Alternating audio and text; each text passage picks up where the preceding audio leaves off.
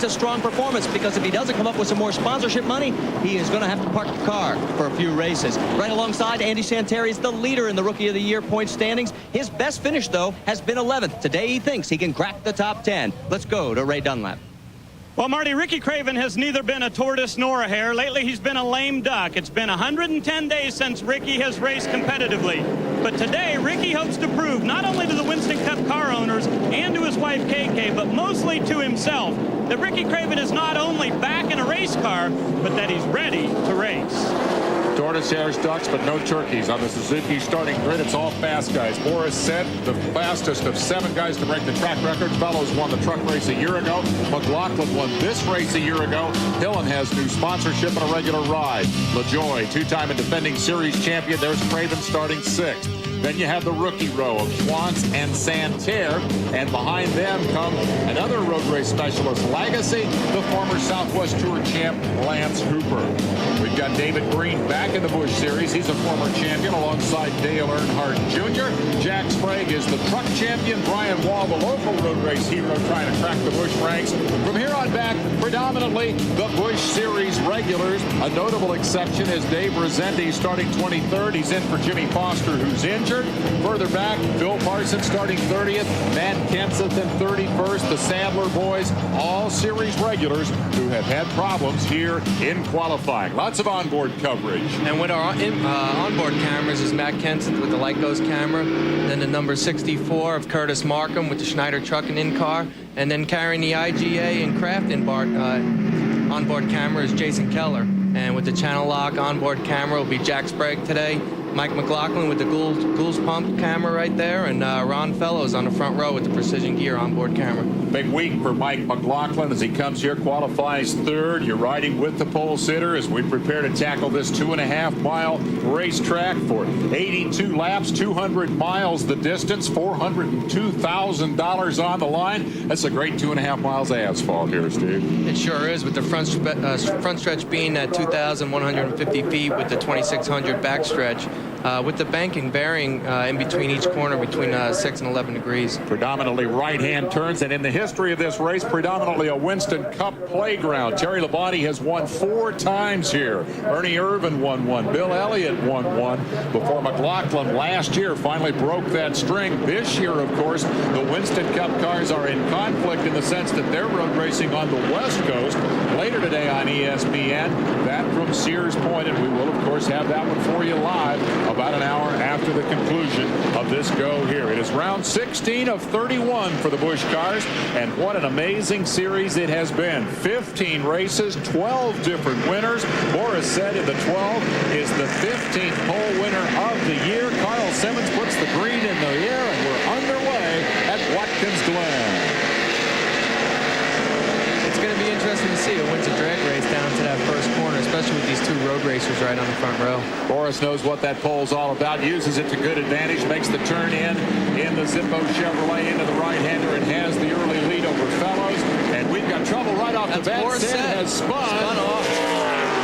The pole sitter has spun, and he took with him, I believe, the 23 of Lance Hooper.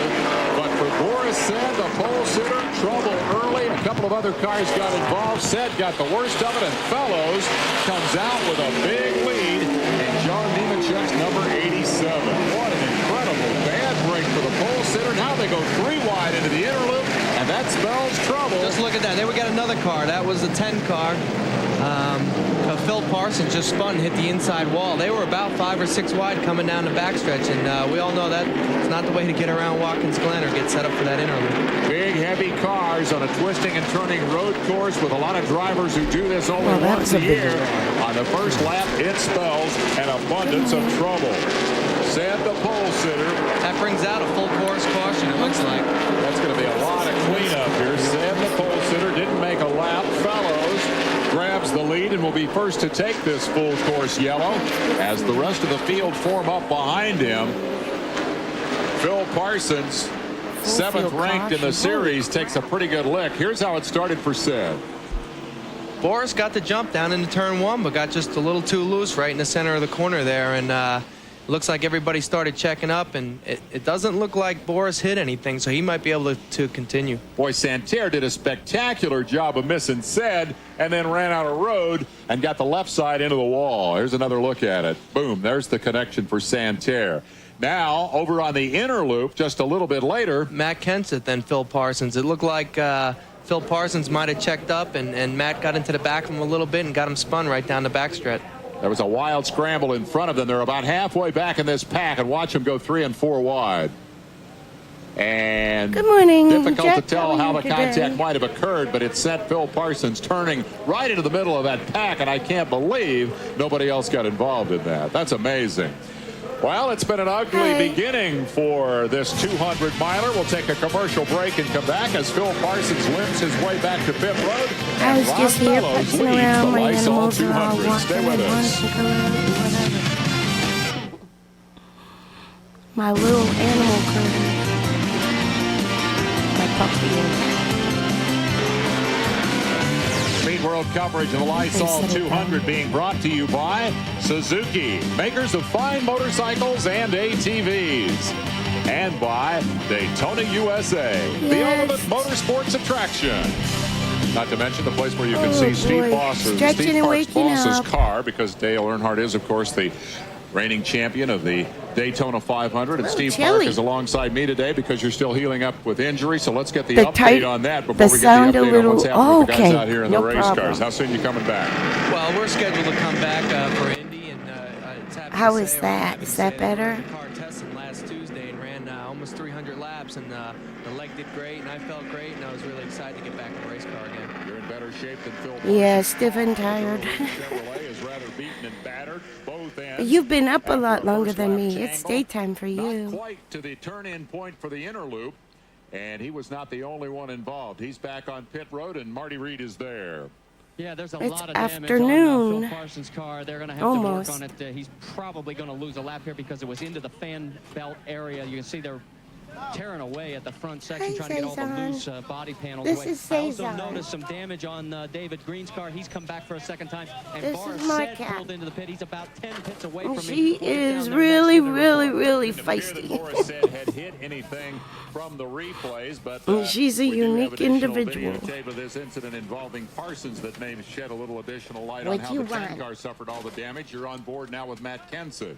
Right here, they're heading towards the inner loop there, and it Give just me seems the like stare when they all down. went about 4 or 5 wide, everybody started waving their hands and checking up early, and Matt tried to get a run and just got into the back of the 10 car a little bit and sent Phil off to the inside wall. You can see that they were 3 wide in front of them after the incident, and that's bad news. You when hungry? You're trying to get down into the inner loop. So She in the course of has a checking, not only for routine. position, She but also to eats. avoid trouble. Only a Trouble got little. very And then she serious wants for milk, these and then guys. she eats a remember, little more. he is a top 10 ranked driver among the series regulars, so this is a very expensive moment. I got her food here nearby. I could almost reach it. Set for a restart. Let's get in another commercial break, and then we'll be right back. There you go. We're back at Watkins Glen International Raceway in New York. The Lysol 200 barely underway when the sheet metal started to fly, and they are now preparing for the restart. It will be single file with Ron Fellows out front. Kevin Schwantz, the former world road racing champion in motorcycle competition, has moved We are to the settled. second spot We as a are result of settled. this early melee. Craven, McLaughlin, and Santerre rounding out your top Yeah, 5. 12:39 And p.m. Matt Kenseth, the current series point leader, Yeah, well, has this my car. The car my dad's working with just went by. It's a 33. It's Tim Fedewa. Is the last name? Fedewa. You can see right there with the hood being pushed in, it closes the top grill opening, which lets a lot of air in for the radiator. And we got My dad had a lot of IMSA racing experience in the 1980s. So he did a lot of road racing before he was doing some NASCAR stuff on the road courses. So it helped him a lot. So far, it looks a lot cleaner than the start of the race, so I think the single file restart really paid off. 2, 3, 4, 5, 6, 7, 8, 9, 10. Head for the fastest portion of the racetrack. Long backstretch, which ends in the inner loop, the little kink. There's Dale Earnhardt Jr. in the 3, working his way past the 73 of Brian Wall. There's the traffic jam. Sort them out single file. It goes a whole lot more cleanly this time.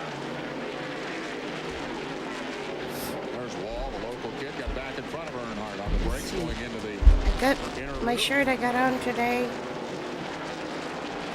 Top three trying to break away a little bit. Let's get an update on the point leader situation, Marty. It's the 47 car. This was right now. He's keeping an eye on the temperature gauge. No rise in temperature yet. They say there is damage. I have an icon. icon. They're going to keep him out there. And an update on Boris said they decided to come in. Okay, and okay. look at the car, and Yes. everything's okay. They had nothing to lose. He was already in the back of the pack anyway. Keep your eyes on him, guys. Now he's going to have to really push. Note that Matt Kenseth has run Cool, thank you. race, and that was here a year ago, and he blew up early. So his road race experience is almost zero. And perhaps that might have contributed to that situation in the traffic jam on the backstretch. But the good news for Kenseth is the car damage is apparently minimal.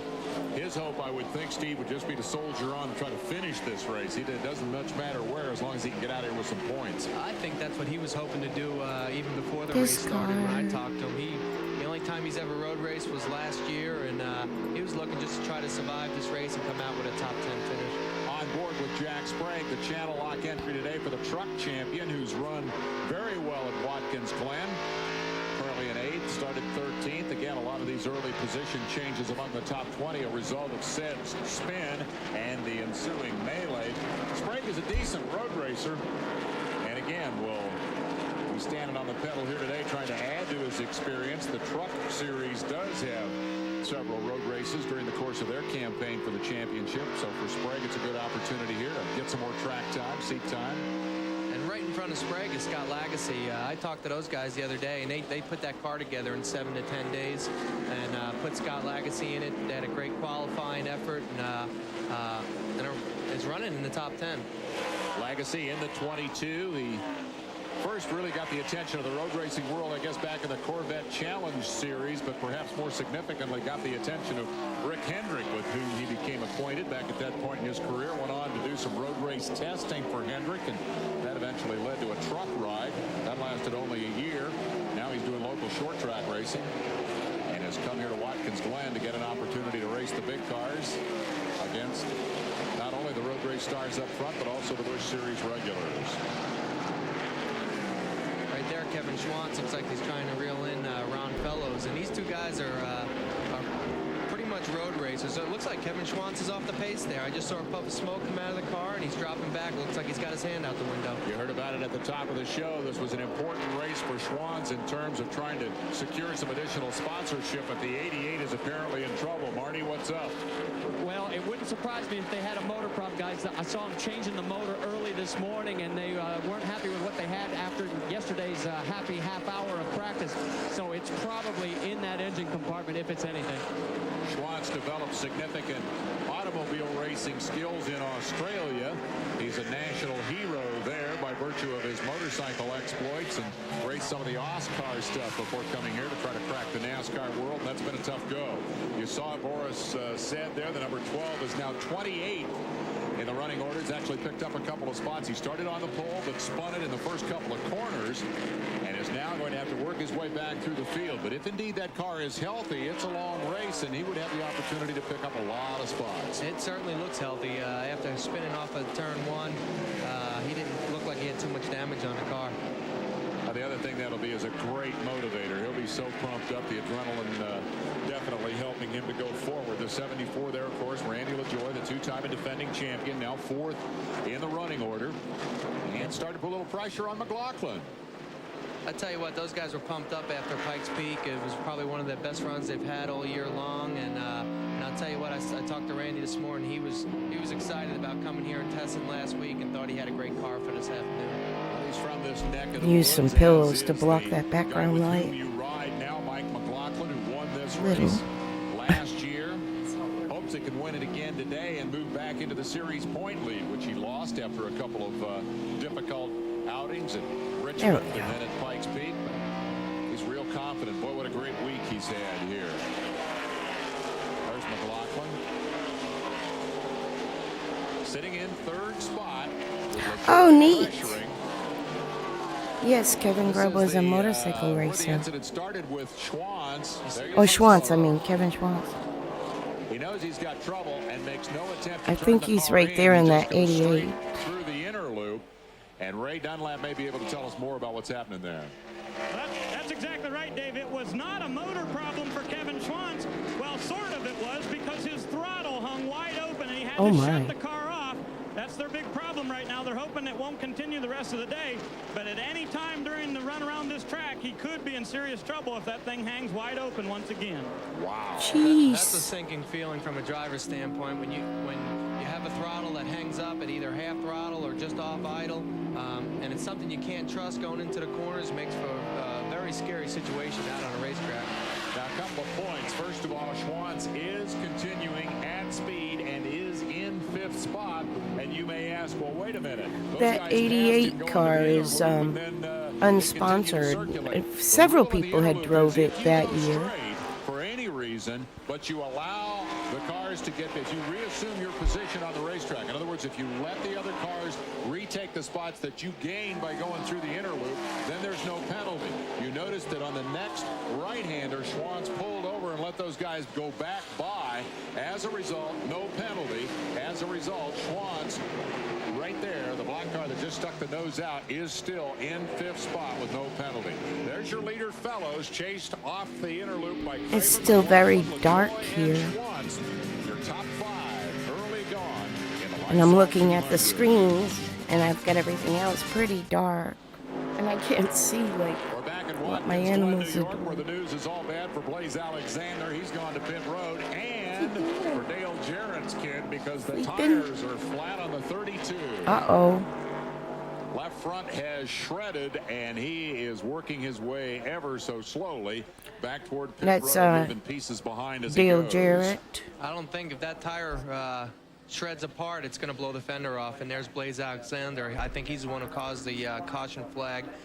Must have broke something and just got off the track there, tried to get out of the way, and brought the caution out. He was trying to make it to pit road, didn't quite get to the backstretch turn-in point. And here's more trouble.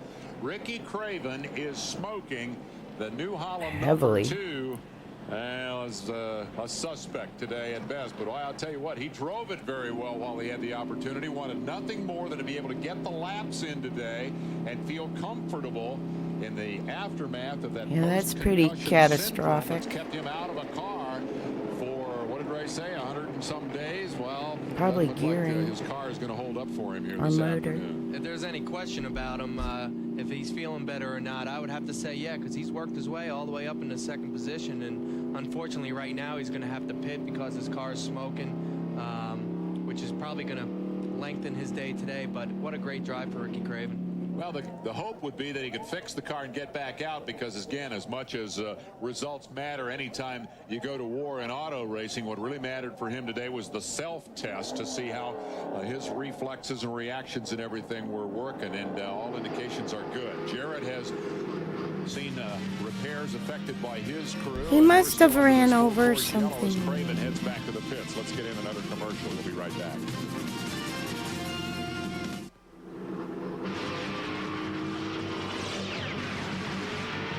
I made a couple videos a couple days ago around the campfire. I think it was Saturday night. And I happened to be lurking you, and you were talking on my campfire video. Just a little part of it. It was weird.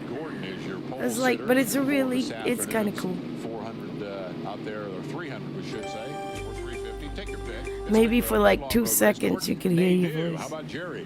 Jarrett, Bodine, Mayfield, your top. Because I was lurking y'all on my phone. There are those who believe that Jerry Nadeau may But I be was the best watching the road race racer on in my Winston right Chromebook now. Ricky Craven is on outside pit my road as camper expected. while I Let's was get more from burning Penske. wood. I was burning a locust tree or a sapling. They're very thorny. My hand's finally better. God, I had thorns in my hand for days. He called in just a few minutes ago and said he smelled some grease. He thought it was a rear end problem, but you can see they've got the hood up on the New Holland car. They're looking to the front. They think there is an oil leak on the left side of the engine. Steph? They're going to try to fix it, You but gonna go Ricky is pee? not going to make 82 laps today. You want to go out? Yeah, she wants to go out. commander's pit. The hood is up, the motor's off, and they are trying to diagnose whether this is electrical or whether it is internal in the motor. So they are going to lose an awful lot of laps. We are standing right next to Mike McLaughlin's pit, wondering if he was going to come in. But remember, he won this race on a great fuel strategy. They're staying out, guys. Meanwhile, reports that the 17 car was okay may have been premature because Matt Kenseth has brought the Lycos machine to pit road, and they're making extensive repairs on the front end. They're still fixing. There's the work on the Lycos machine, and they're also still fixing Jarrett's car.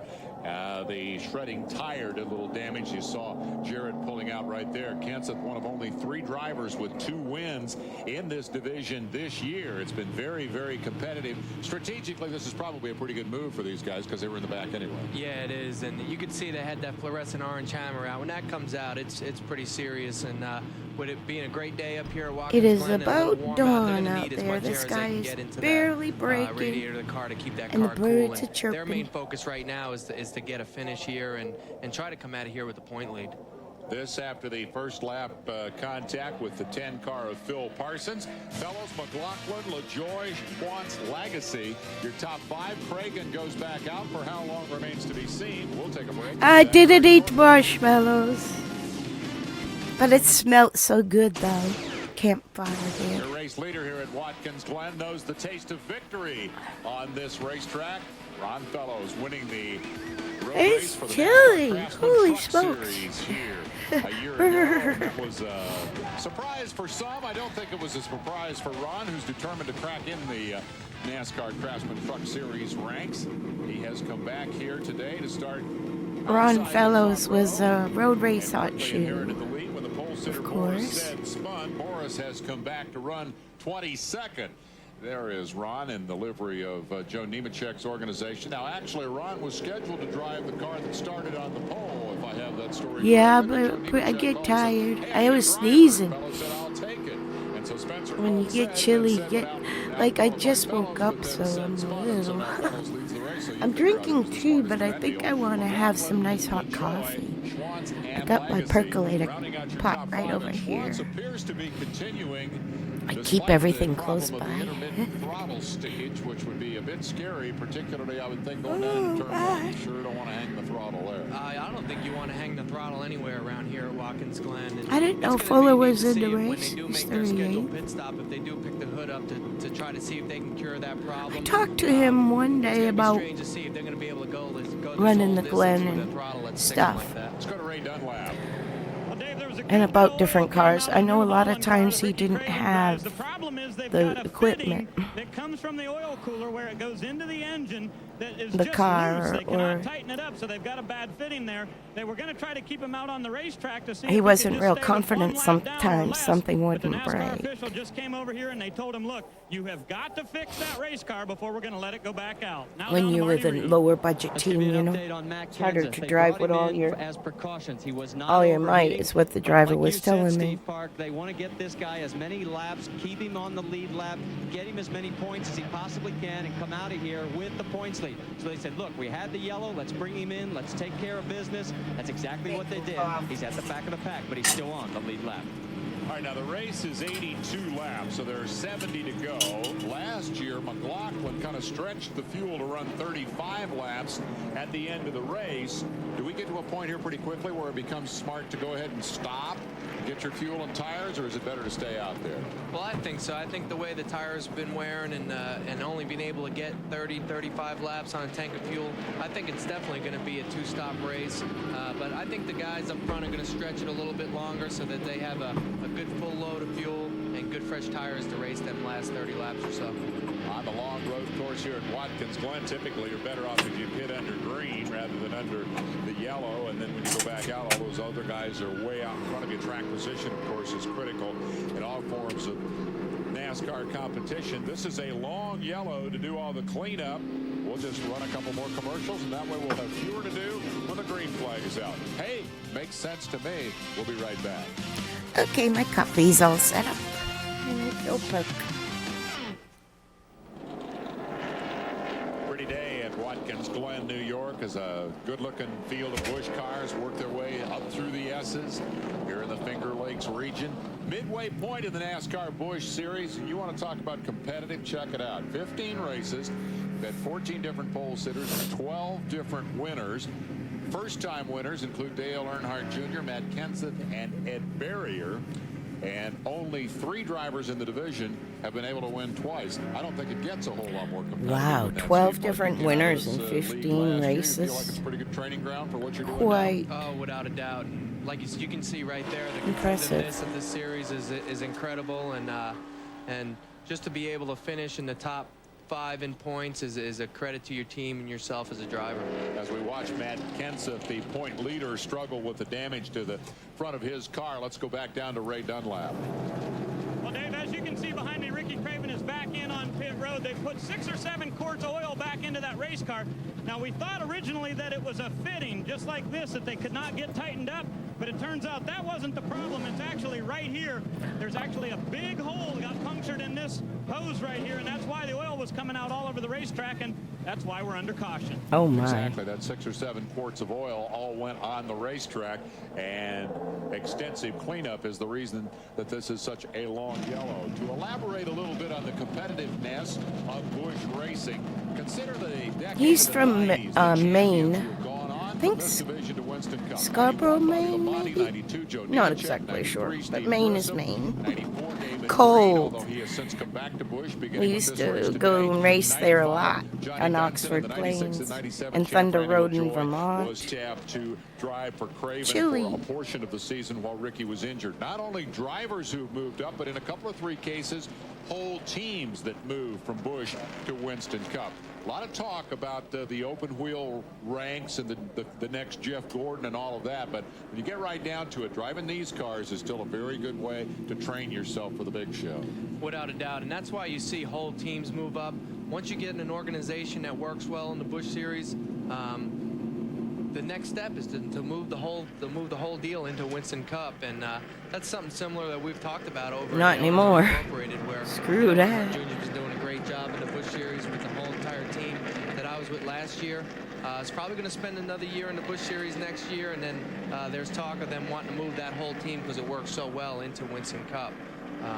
And that'd be a welcome thought, especially over at Dale Earnhardt Incorporated. You bet. For Randy LaJoie, the defending and 2-time series champion, it's been an interesting division. There you see the Phoenix car, number 74, lines up in 3rd. Yeah, it's been kind of a tough deal here this year compared to last year. After 15 races, last year, starting spots were nearly twice as good, and the finish positions, too, have about half what they were a year ago. So it's been pretty frustrating. But for LaJoie, of course, again, the focus has shifted because he was over there doing the Cup thing.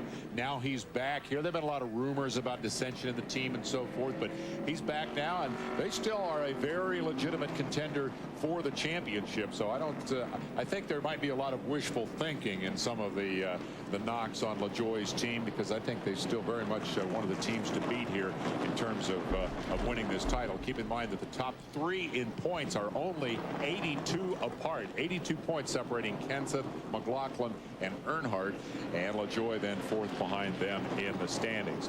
This cleanup, I promise you, is nearing conclusion. We're going to take another commercial break and come back with more. It's the Lycos 200 for the Busch cars at Watkins Glen.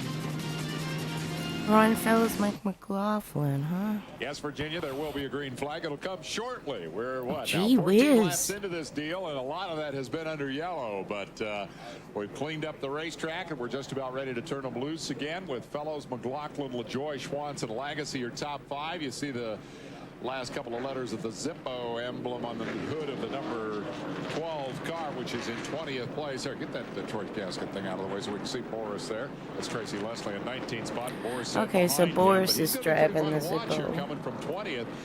I don't see a mark on the car. You're right. I think that's something to do with Jimmy No, Spencer. He's been moving steadily to the front of the pack. So That he's was gonna be usually one to his watch sponsor. right here when we go back to green. And we talked a lot about McLaughlin as the green Oh, that flag was goes that in the pace air. car He'll get a jumping in shot that looked at the leader awkward. Fellows down the long Watkins Glen There they front go. straightaway. LaJoie takes a look to the inside, but there's nothing there. And they single file it through the right-hander. Caution might be a pretty wise element to use here for the first lap with all that speedy dry out there. Up the hill they go. Dale Earnhardt Jr. in the 3. You ride with Jack Sprague. Looking out the back of the channel lock, number 40, riding from 6th spot. That means Earnhardt has come from 12th to 7th. So Schwantz is still in the race. He just had a throttle stick there for a second. That's a pretty challenging part of the racetrack here, down into that turn 9 right-hander. They'll downshift and come up from 2nd into 3rd gear here, down the short chute.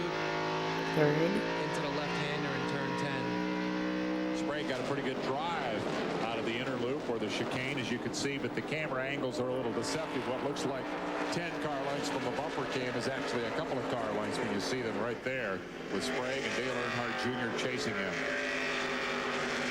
Earnhardt Jr., after all the controversy in the last outing at Pikes Peak, the bumping episode, the $5,000 fine for rough driving, and those who watched his dad come up through the ranks say, well, like father, like son. Of course, you can't say that because you'll get in trouble. You work for them, right?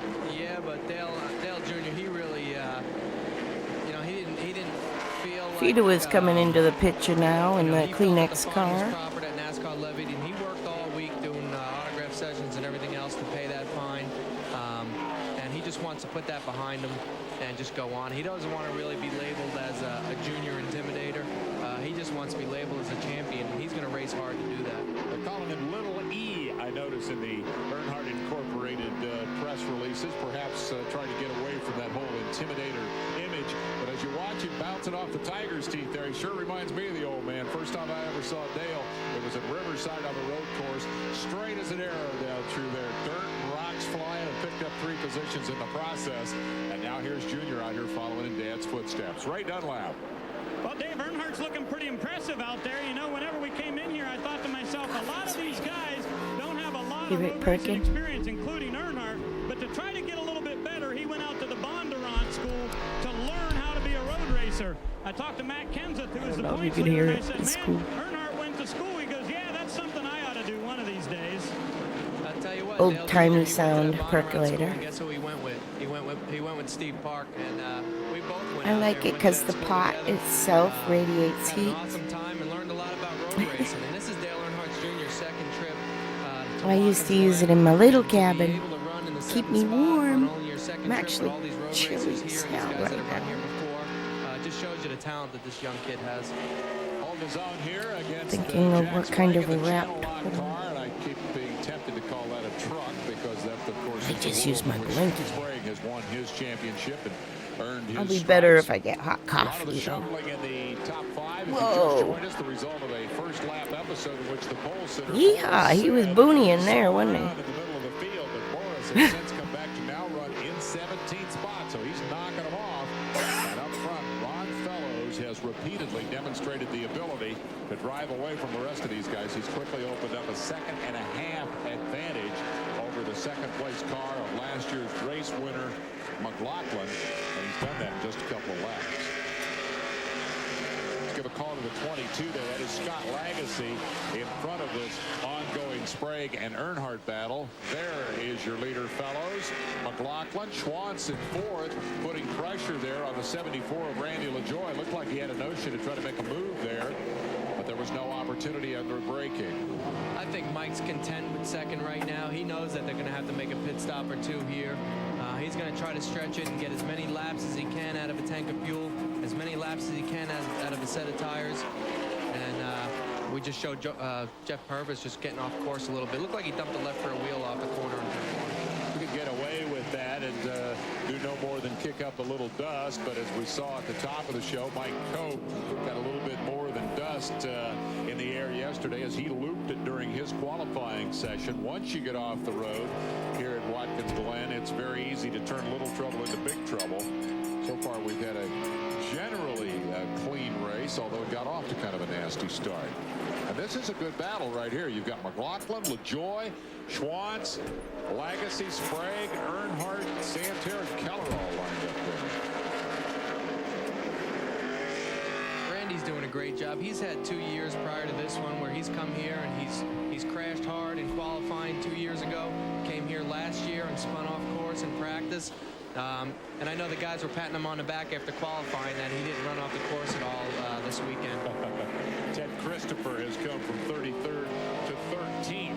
That's a pretty good run for him. And we haven't made a lot of fuss about Jack Baldwin, another road racing specialist in the field. Didn't qualify well at all, but he'll show 24th here as we approach the 20-lap mark in the event. Baldwin with a lot of road racing experience. His car is a little short on horsepower, about 1,000 RPM short, he says, but he can certainly maintain the corner speed. He's doing a good job. He's in that number 59 car, of course, for Hornaday, who drives it when he's not doing the truck deal.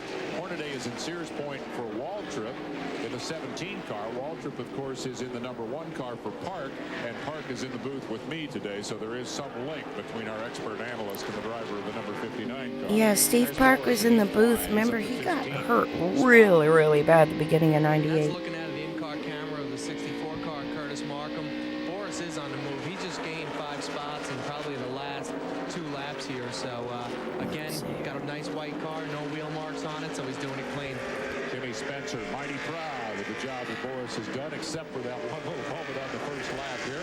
Marty's got more on the 12. Well, the guys are standing on the wall, and they are marveling at their driver's capability of picking off positions. I think, he's up to about 14th now, and he's just flipping them one at a time. He's reporting the car is very comfortable, very good. He's happy. He's on the move. This could get real interesting before it's over. I'll give him another one. He's just picked off Mark Green in the number 37 right there, and that's going to move Boris up into the 13th spot, and that means Curtis Markham won't be able to see him anymore. Curtis is not a bad road racer. He's done pretty well here with 2 poles, a 3rd and a 4th place finish in Busch North competition, but he's going to have to now deal with Green because Boris said has left them in his wake and is heading for the front. You see the lap sequence there since the spin. He started first, spun it on the first lap, went all the way back to 38th, and from that point on, it has simply been a march to the front. The next guy in his sights is going to be Allen in the 99. Glen Allen Jr. out of Cincinnati, and this may not take long. Glen's making on a defensive spot there, trying to hold him back, but look how strong he is. He's made a run down on the inside, and it's not easy to pass here at Watkins Glen, and Boris is making it look real easy, so he must have a really strong car underneath him with the Zippo car, and I wonder if Jimmy Spencer's sitting in the truck watching his car go to the front. I'll bet he is. Hi, Jimmy. Have a good run today out there at Sears Point. I would add to that the issue There's the 33 in the first group, probably as many right in front of the 12. This racetrack as the rest of the field combined. He's run 6-hour races up here. He's run the 24-hour endurance race up here. He's never won at Watkins Glen. He's found a lot of different ways to lose on this racetrack, but he's won Daytona, he's won Sebring, he's raced at Le Mans, so he has the experience, and that's how you find those passing points. Ooh, Earnhardt just about got into Sprague as they went to the inner loop. Okay, Jack Sprague is in the 40 That was a today. hairy place to try to make the pass. And that's a big inside curve right there. You don't want to hit that one going into the inner loop on the right-hand side. You can hit the rest of them, but he did a good job keeping that car under control and just trying to get by Sprague and just couldn't outbrake him getting into the inner loop. Jack didn't cut him any slack there either. He knew he was back there. Said, you may pass me somewhere, but you're not going to pass me there.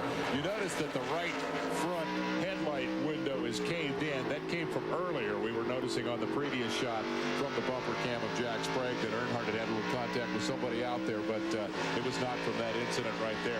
This is the race for 6th and 7th. It's been a good one. It is ongoing. That's right. ESPN is at the Glen, and you're here with us enjoying the Lysol 200. We'll be right back.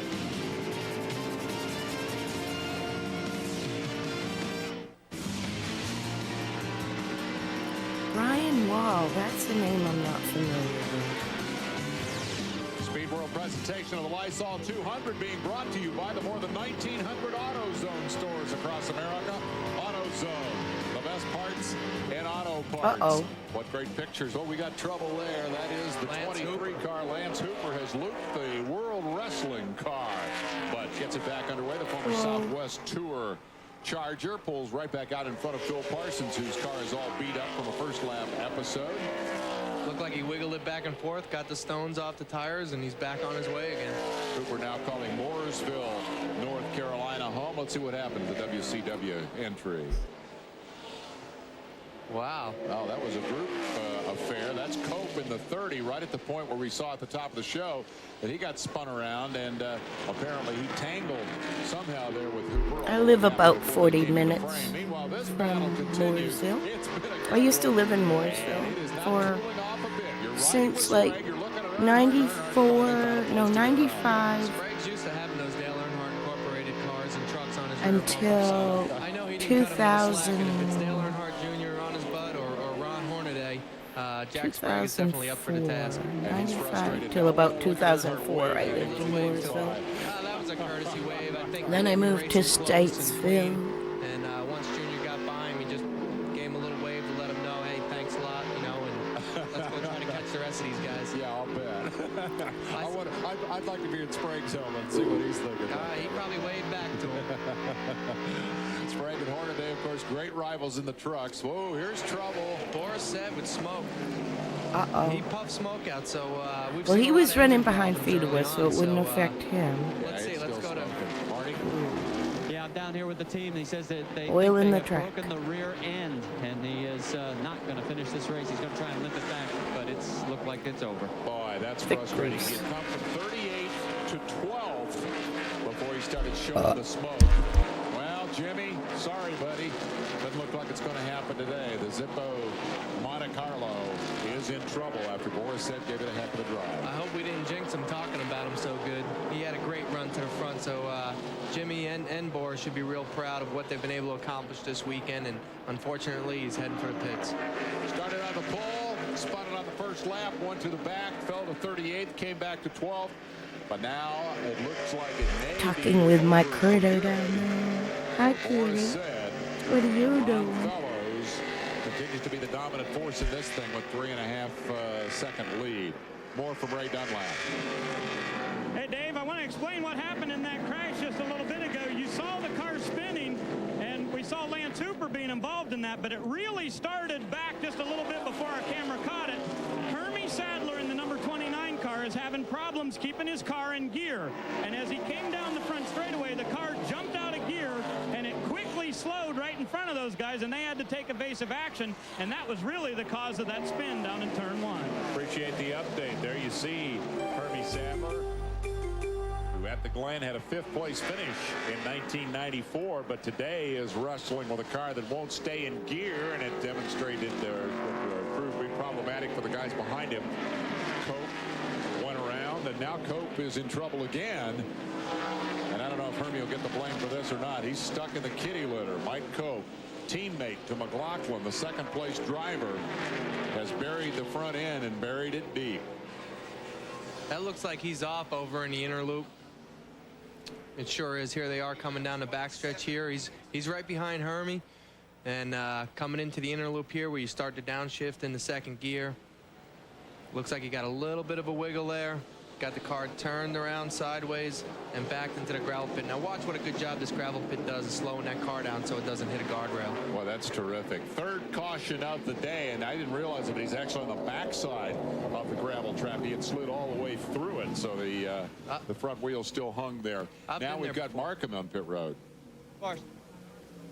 Marty. Yeah, we just caught up with Boris Said back here in the garage area. I hope you can see our signal.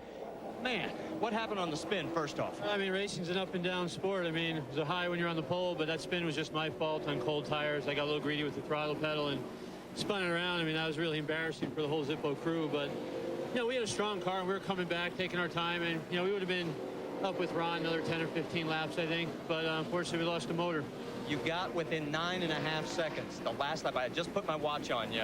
I mean, you were blistering through this field.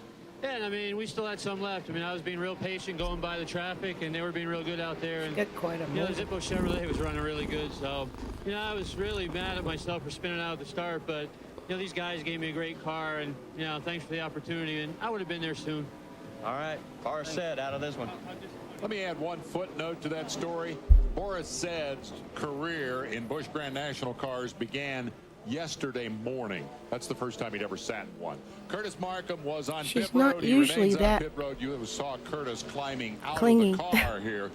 under our third caution of the afternoon. That Really almost pretty inevitably independent. means that we'll be seeing cars going to pit road when we come back. We're 27 laps into this 82-lapper. Stay tuned, and we'll be right back.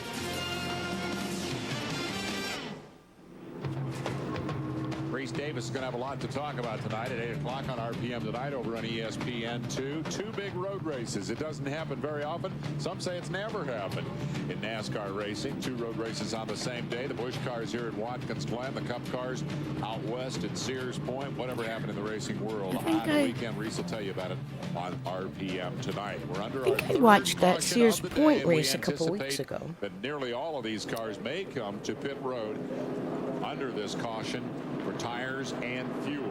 It'll be a two-pit stop race 33. for anybody serious about trying to win it here. And as we ride along here with See Mike if we McLaughlin, pit. he's been the second-place car all day. Running about Behind top him 10. is Kevin Schwantz, My who doggy continues is to woofing at impress, the something former outside. world road racing champion in motorcycle competition. 500cc Whispering though, Suzuki so that's okay. sitting in third position after skipping the interloop early Whisper, on with a stuck Stelly. throttle. Oh, now she's not Apparently, whispering. he's gained confidence in the car that it will slow down when he lets off the gas, and he sits in third. McLaughlin is on pit road. Here come all the leaders. Let's go to Marty. Yes, and Mike McLaughlin and Andy Santerre are at pit in, so they get to stop first. We're going to see how good these guys really are as they've got the tires changed on the left side. Checking on Santerre. My dog, Looks I like gotta they go may check go with her. just a She two just tire went down change. the road. Nope, they have decided to go all four all the way around. You get two sets all throughout the Country race. So life. this will be the first change. There will be one more. McLaughlin's down the way. Good stop. Well, Marty, down at this end, there are three very fast cars all pitting together. Kevin Schwantz, the number 74 of Randy LaJoie, and the pole sitter, Ron Fellows, or the outside pole sitter, I should say, Ron Fellows. Now, it looks like it's going to be four-tire change for all three of these cars. Which one will get out first? Schwantz has a problem with the right front tire. They are not able to get the lug nuts on. A slow pit stop for Kevin Schwantz. He loses a few spots. Probably the fastest car on pit road at this end with Dale Earnhardt Jr. in the 3 car. Earnhardt Jr. had a great stop. We saw him getting back out in about 4th spot. A handful of cars stayed out on the racetrack as Fellows has gotten his first of an anticipated 2 services here and carries our precision gear onboard camera back out onto this 2.5-mile battlefield. These are the cars that did not stop. Earnhardt beat them all out. Yeah, he did. And these guys have been practicing 3 days a week back at the shop, trying to improve their pit stops. They thought it was a weak point in the team. And I'll tell you what, the last 3 or 4 races they've been in, they've been beating everybody out of the pits. We've seen this team really mature. And Steve Park, I guess, probably gets some of the credit for that. The green kid struggled in the new Dale Earnhardt Busch team, and then Steve Park came along, and you had a lot of good runs in that car last year. It was pretty effective piece, and now it looks like that team is intact and ready for Earnhardt Jr. to really show us what he can do. It has. It's come along. It's come a long way last year, and the credit really goes to Tony Uri. He's made the changes in the team that's needed to be made in personnel-wise and driver-wise, and we had a great year last year. And now Dale Jr. He's just taken over the reins and has just been doing an incredible job this year for his limited experience. That radio traffic in the background is Baldwin, and it's going to take a while to sort out the scoring here. I'm not sure whether Baldwin is pitted or not. The Lycos 17 did not pit with the first bunch. We'll take a commercial break and see how this all shakes out after the stops. Back at Watkins Glen, Ashton Lewis is going to be the leader of this race, not having pitted under this caution flag, but for all practical purposes, the guy who ultimately will lead it once it all shakes out should be Dale Earnhart Jr., whose team has I'm back. beat everybody else out of the pits. Nothing much, just she's showing her ass, woofing the neighborhood out. At least a certain similarity. Takes here. one dog in the neighborhood to woof. And they all controversy get has followed going. the kid into the big leagues. We saw it last weekend, Colorado Springs, Colorado. A lot of bumping and banging with Tony Stewart. When it was all over, Earnhardt was in the wall, and here's what he had to say. Yeah, I got into him a couple times, man, but it wasn't nothing intentional, nothing to take him out, you know. And going down the front straightaway, he got in the back of me on one of the starts, and after a couple laps, got into me pretty hard, picked the tires up, finished, got us off in the marbles, and got in the wall a little bit. I was gonna let that go. Then after the race, him and his little crew chief buddy talked a bunch of crap up there in the NASCAR hall. So we ain't gonna let that go. He did let go of the $5,000 that NASCAR fined him, though, as Steve alluded. He went out and signed autographs all week to make up for that. So, give the kid his due. He's going to be a good one. Ray, you got more on this? Well, Dave, whenever I was watching all these pit stops down here, it's so hard to keep track of all the cars, and I had my back turned to the 3 car, so I just assumed they only took on 2 tires because they had a great pit stop, but they didn't. They took on 4. Now, little Earnhardt says that the car is just a little bit tight, but it must be running pretty good. They had a great pit stop, and Ron Fellows' bunch, well, they're just a bunch of rookies, they said. That's why they got beat out of the pits, but I'll tell you what, I think Fellows' car is going to be pretty good. Should be a great battle up front. Marty Reed. Yeah, a little follow-up postscript to what happened last week. You talked about the fines and everything being levied. Today at the drivers' meeting, Landy LaJoie comes in and says, hey, you guys are having so much fun after the race in the NASCAR trailer. I brought these for you, and he holds up 2 pair of boxing gloves. I'm sure that Earnhardt Jr. is going to think soon enough, man, I wish I was just another guy who came up. I wish my name was Smith.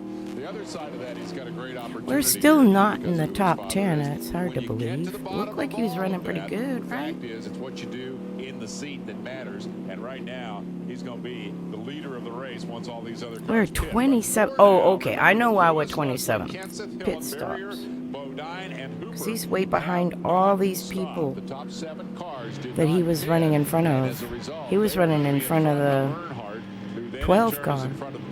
Who's been second all day, but was second to Fellows and is now second to Earnhardt. Ted Christopher's running there in the 13. We'll get the first opportunity to see if he can. He was a former modified driver. They just had a race at Stafford this past week for Ted Christopher. It's called the TC13. It was a memorial race for him. I think his nephew won the 13 car shootout. He's having a birthday on Monday. Somebody else. Very familiar to me, Bob Park. He's having a birthday Trying to think this who week, and he's a gear specialist on the car. won the So we want to wish race. them all happy birthday. We know who this guy's for, by the way. Mike McLaughlin, you mentioned at the top that it's kind of a tortoise and hare deal for him. Be the tortoise, be steady, be consistent, get points.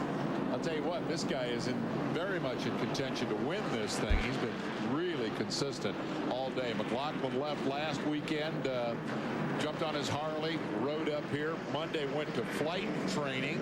Tuesday did the sponsor visit. His sponsor's just down the road. Wednesday, the block party in his hometown. Thursday, flew in an F-16. Green is back out. Lap 31. Green is back out on lap 31 after a caution that saw all but the first 7 cars pit. And here come those 7 cars charging into turn 1, 3 wide. That's trouble. That was Kenton diving down on the inside there. That was a pretty bold move for a guy that feels like he's not that good of a road racer. I think he sees the front, sees the leader right ahead of him, and wants to be there. Wow, pretty impressive for Kenseth. Now remember, he's going to have to make that pit stop eventually, and he's on old, worn-out tires, but they want him to stay out. And the first car on fresh tires after the pit stop will be the 3 of Earnhardt. Oh, Schwantz is off course. Kevin Schwantz. Yeah, I almost had to wonder if this wasn't going to happen inevitably and eventually. And now we got somebody else loose and in trouble. I believe that's Legacy, but he's gathered it back up. A wild fray out front. We got our first opportunity to give Hillen a call. He went backward quickly. Started to feel nauseous, so I took my blood pressure, and it says I need my medicine. It might have been Hillen, and he suffered damage to the car. Schwantz. I'm wondering if his throttle might have stuck. Yeah, exactly. That might not be a bad guess. It don't look like it unless he just hit the ignition and killed it and tried to just pull it to the side and is done trying to mess with that throttle problem. Maybe Ray Dunlap can elaborate.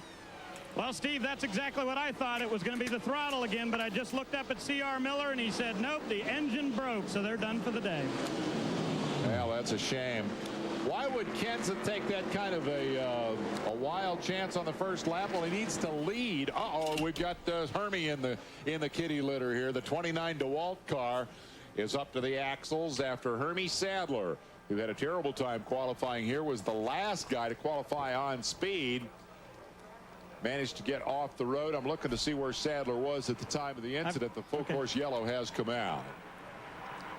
So Sadler parks it. It'll take a while to clean him out. It's the fourth caution of the day. I try to be more up on the ads they're running at stupid times.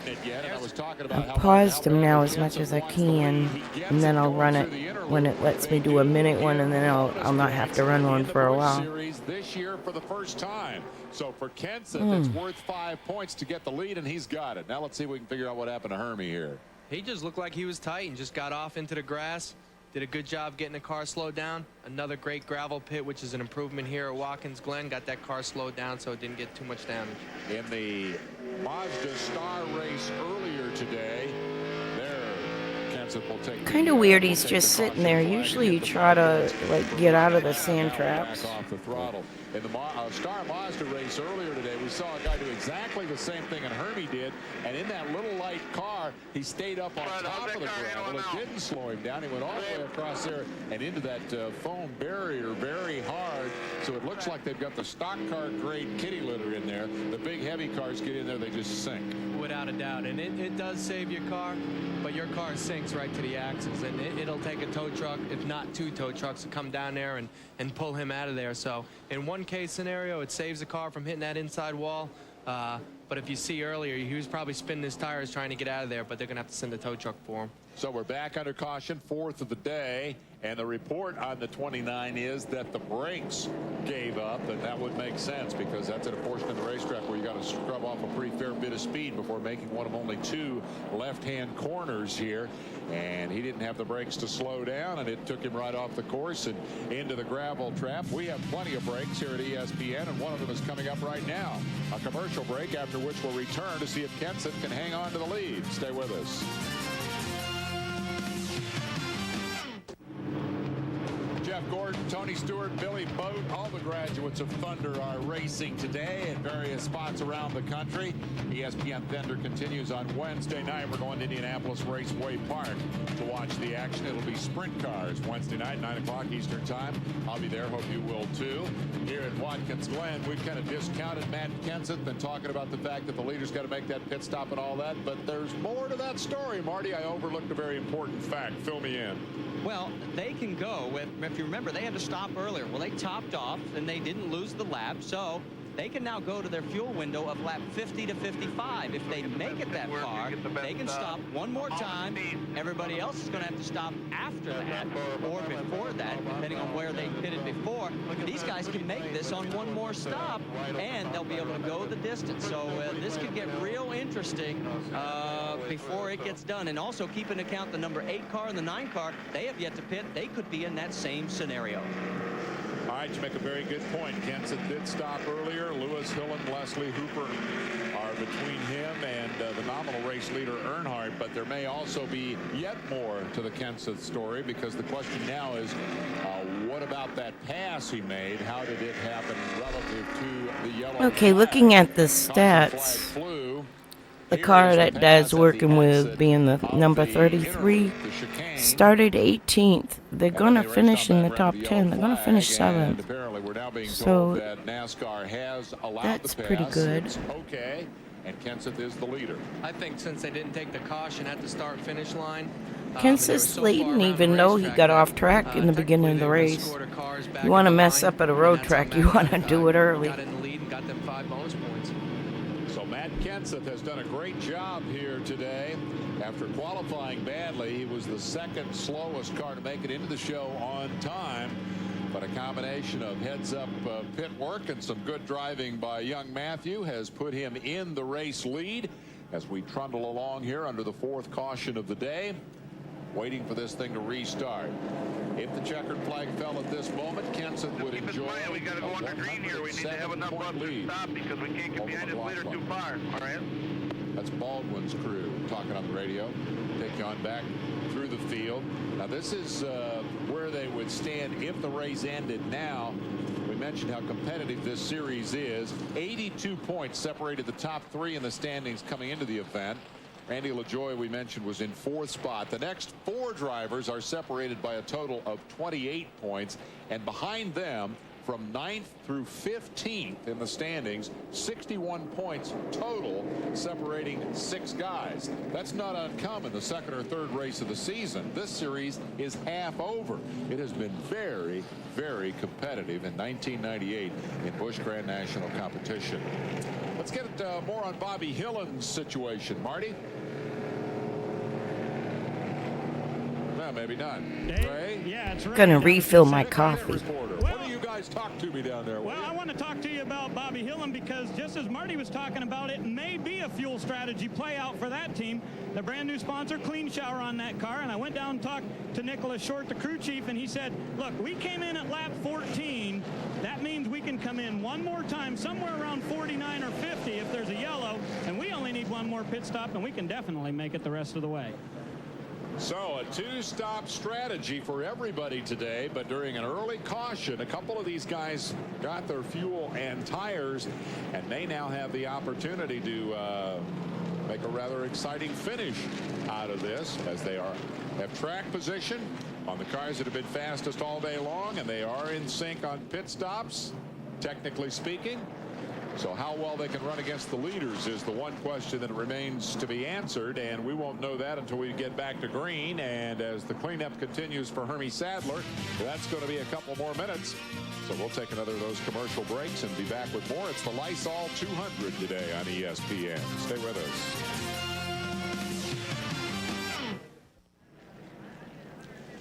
Ashton Lewis is the leader of this event, and he is in this event on a provisional starting spot here today. This guy's got a kind of an interesting story. Engineering school graduate, was an engineer on Jeff Gordon's Winston Cup car, and said, you know what, I really, really want to be a race car driver. And so he cut a deal, a kind of a rent-a-ride deal to get a car together for this event. And the car in question had enough provisional points to get him into the show. He's run here a couple of times before. Started 29th and finished 27th in the Busch race here in '93. Started 22nd and was a credible 13th in 1995. I think I said he was leading the race. The reality is that he is second because Kenseth, of course, passed him going to that last caution flag, meaning that Kenseth is your race leader. As nearly as we can determine, the only car that has not pitted, and we're double checking on him, is Ashton Lewis. The rest of them pitted at some point, and many of them early in the caution activity here. We've had 12 laps of caution and just 22 under green. And now we've confirmed that Ash did pit as well. So everybody has pitted, albeit at very different points in the race. We're now 34 laps into a scheduled 82. And how that second pit stop strategy plays out could very well determine the race. It did last year when you led this thing for a while, Steve Park, and then in the end it was McLaughlin making the stop at the right time that enabled his team to finish first and second. Yeah, without a doubt. And you're seeing here that the guys are capable of going between 35 and 38 laps on a tank of fuel. Tires isn't going to be a concern. Goodyear has a great tire here, similar to the tire they have out at Sonoma. And so I think you're going to see what right around lap 44 to 47, with about 38 laps left, you'll see the guys coming in for a splash of fuel. So it's going to be the guy who can get into pits first and get out with a splash of fuel who's going to be leading once the pit stop cycle out. Do I read you correctly? They will not need tires for the second stop. The tires are good enough to go that whole distance? I think so. I mean, they got a great tire here. It's going to be interesting to see if people take on 2 tires, 4 tires, or no tires, but they're definitely going to need fuel to get to the end. Would it not be true of these guys in the first half dozen spots that they might need tires on that second stop, or would they also be okay? I think if they haven't put tires on yet, they're going to put tires on during a second stop. I don't think they're capable of turning competitive laps with those tires being that old or having that many laps on them. So if they haven't taken tires on already, you'll see them take tires on along with that last load of fuel. Well, we're about to find out who's got what with competitive laps being the issue, because the green is about to go back in the air here. It's Kenseth, Lewis, Hillen, Leslie, and Hooper, the top 5. Then come Earnhardt, McLaughlin, LaJoie, Fellows, and Lagasse, your second 5, and they're the 5 that have led this thing most of the way. You know what else is neat? You know, they're going to throw the green flag soon. You might see pit stops in 10 laps, theoretically, if guys are going to try to stretch their fuel mileage. Here's the green, so let's start answering Here we go. That still hang over the Lysol 200. They're down the long front straightaway here at Watkins Glen with Matt Kenseth, the series point leader and two-time winner out front. There's fellows making a move to the inside. And he will pick up a spot on McLaughlin. We're still not in the top 10 yet, but I think they pitted him early so that he can work his way out easier when other people pit. He passed two or three cars from the drop of the green flag on that restart, and did it all from the start-finish line to the exit at turn 1. Rod Fellows demonstrating the skills that he learned in Canadian club road racing and subsequently in Trans Am competition, skills he proved here a year ago when he won the NASCAR Craftsman Truck Series race. Now at the wheel of Joe Nemechek's Busch car number 87, he is headed for the front.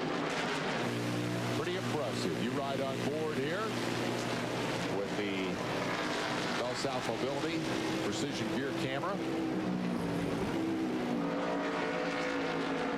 Putting a good bit of pressure right there on Lance Hooper. Hooper is still 5th, but Fellows is all over it. We talked about it earlier with Ron having nothing to lose and everything to gain here. He's not in a point battle, so he just wants to go out there and try to win this race, try to impress some of the people here, and try to get that truck ride that he deserves, or maybe a Busch ride. He's going to try to impress Tracy Leslie, but Leslie says, I'm not impressed. I like my top 5 position, and I think I'll just try to hang on to it. Now Fellows works him on the inside. He's got the position and got the spot. Wow. I tell you what, Tracy Leslie's team, the Hensley team, they've been pretty impressive here at Watkins Glen, and in the last 7 years, they've recorded 4 top 10s, so it's not a surprise to see that Lysol car out front. Just finished 3rd, 1994. Tracy Leslie, a good road racer, withstanding a lot of pressure right here from Lance Hooper and then Dale Earnhardt Jr. But now, in terms of position, that is 5th and 6th as Fellows has bypassed them both. Riding McLaughlin as the leaders come down into one of only 2 left-hand turns on this racetrack. When they went by before, it looks like Ricky Craven has made up one of his laps here. Oh, yes. I'm glad that you did find NASCAR.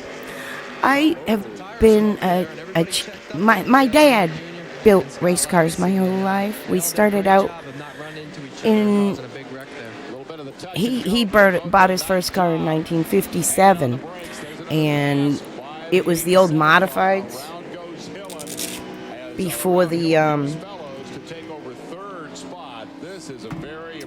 I was taking my blood pressure. It's up a little. Yeah, we've been in, I guess it would be NASCAR sanctioned, the modifieds for a while, and then IMSA as well, and back to Busch and Cup and Xfinity. So I've got to experience like all the way from the days of the Grand National Sportsman's series, the old days, you know, not the beach, but not far from that. And Fireball Roberts was my favorite driver as a kid, and Richard Petty. But I'm glad you found it, because most people don't know, like, there's a cute interview, I think it was done in 98, of Michael Waltrip going around New York City asking people on the street if they knew who Michael Waltrip was. It was kind of funny to see the answers, because people, you would, like, when we're in the sport, you think that everybody knows about it. And even in high school, my fellow students had no idea what NASCAR was. I'd say, you know, well, they say, what does your dad do? And I say, he builds race cars and for NASCAR or whatever. And they would be like, what's that? You know, and I'd say, well, Richard Petty. And they go, who's that? I'm like, how do you not know Richard Petty? You know, back then when I was a kid. But yeah, it's surprising. I'm glad you found it. Motorsports is fun. NASCAR itself is, it has its ups and downs as far as management, but the one consistency is you do have families that several generations race.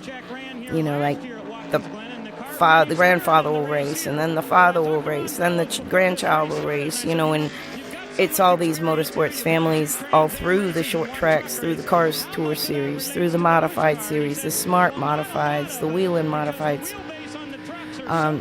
is where my experience more so is, but it's the same families, even through Busch and Cup, that keep motorsports going because we love the competition and we love the sport of auto racing.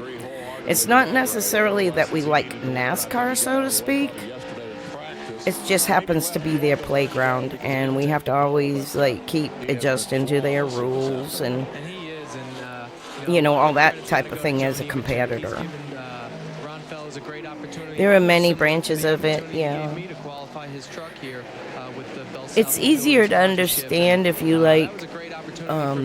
watch some of the old beach stuff to see how it kind of evolved, because modifieds, the Whelen modifieds, it's evolved into Whelen, and the Smart Tour mods. Smart mods are Southern modified, but those were the top series back at the beach, and then they built Daytona Speedway, and so the beach racing came over to the Speedway, and that's when it started evolving into, they made a strictly stock series. Now, if you know the name strictly stock from local tracks, it's usually your entry level. But what they wanted it to be was strictly stock bodies that look like what people would buy in the showroom. Nice! Thank you for following. That's awesome. I have a few alerts set up pretty cool. Yeah, so right now I'm writing my dad's biography, so that's the main reason I'm reviewing old races. And as most of you know, if you put on an old race, you probably snooze. And if I'm watching it live, I can stay awake. Oh, you're welcome. I enjoy racing. I've worked in Cup and stuff too, you know, as a scorer back in the day. You know, it's in 96 and 97, I scored half of the season both years. In 96, I scored for the Lake Speed SPM team in the tower with NASCAR, and then the same thing for the QVC team, the second half of 97. So 96 and 97. I actually got to travel, do the traveling. He's doing a great job. He is still fourth, making fifth. But I've also, I was married to a race car driver in the 80s, and we had a late model team. So, what does the job of the scorer do? Well, right now they have transponders on the car, which is all electronic scoring. But before that happened, every team had to have their own designated scorer that was on their team that went up into the booth and sat. Usually the room in the booth is right at the start-finish line, and the press people are usually in another booth that way, and the officials are in another booth that way. But the only people in our booth was a guy named Morris Metcalf and another guy named Marlin. Morris Metcalf was the head scorer, and Marlin was the assistant scorer. What we had was clipboards. When we would go in the scorer's booth, everybody would sit there with their clipboard, and on it would be a sheet that looked like a bowling sheet with 200 squares. We had a time clock in front of us, which just clicked seconds. It was not like a stopwatch. It was just when the race started, they started the clock, and it would either be electronic and just count down seconds, 1, 2, 3, 4, like that, or it would be one of those metal flipper ones where, if you've seen them, where they just click the time. And a lot of times you'll see it on the fence, because sometimes it's not in our booth, it's down on the fence by the start-finish line. But it's wherever we can see it. Say lap 1 starts, the race starts, you don't mark anything. Then they'll come around for lap 1, and Morris will say, start scoring. And we will, like, if it's a 40-second track, the first block will write 40, or whatever the number is when your car crosses the start-finish line. Your basic job is every time your car crosses the start-finish line, you have to write down that number. So at the end of a 200-lap race, if you finished all 200 laps, all 200 squares are filled. And that means you finished on the lead lap. Now, every 10 laps, you hold up your clipboard. And on the back of our clipboard was my number 9 or my number 7. And you just hold it up when you hit 10 laps. And you watch the lead scorer or Marlin write down your number. And he'll write down the numbers, everybody. As the clipboards pop up, they write them down. You know, and they both write them down, make sure that it's the same. And then they would call that into the booth, and they would put that list up you just saw. Now, this is 98, so they were getting a little better with the transponders, but they still only did the start-finish line transponding. And that's basically how they would score. And then when the race is over, they would ask for everyone with 200 laps to hand in their cards. Everyone with 199 would hand in their clipboards.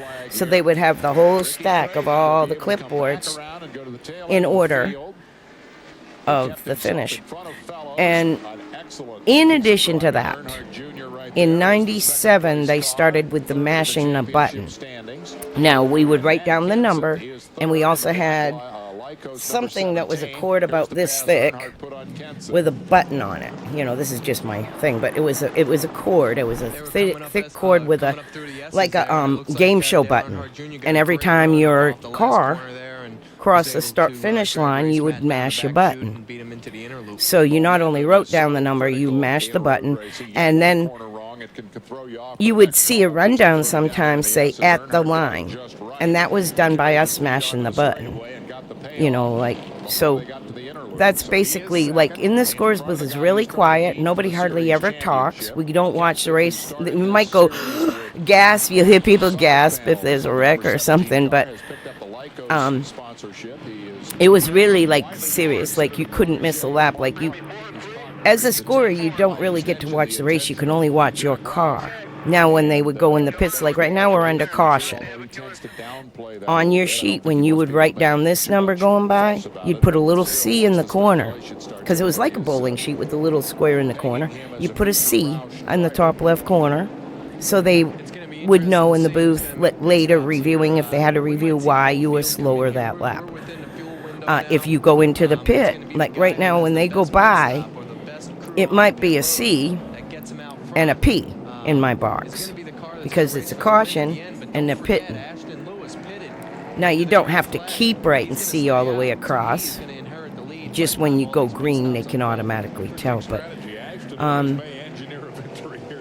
yeah, that basically is how they know what order they were running before the transponders came in. Now that they have transponders, I don't believe they have a team scorer anymore utilized. It's just obsolete.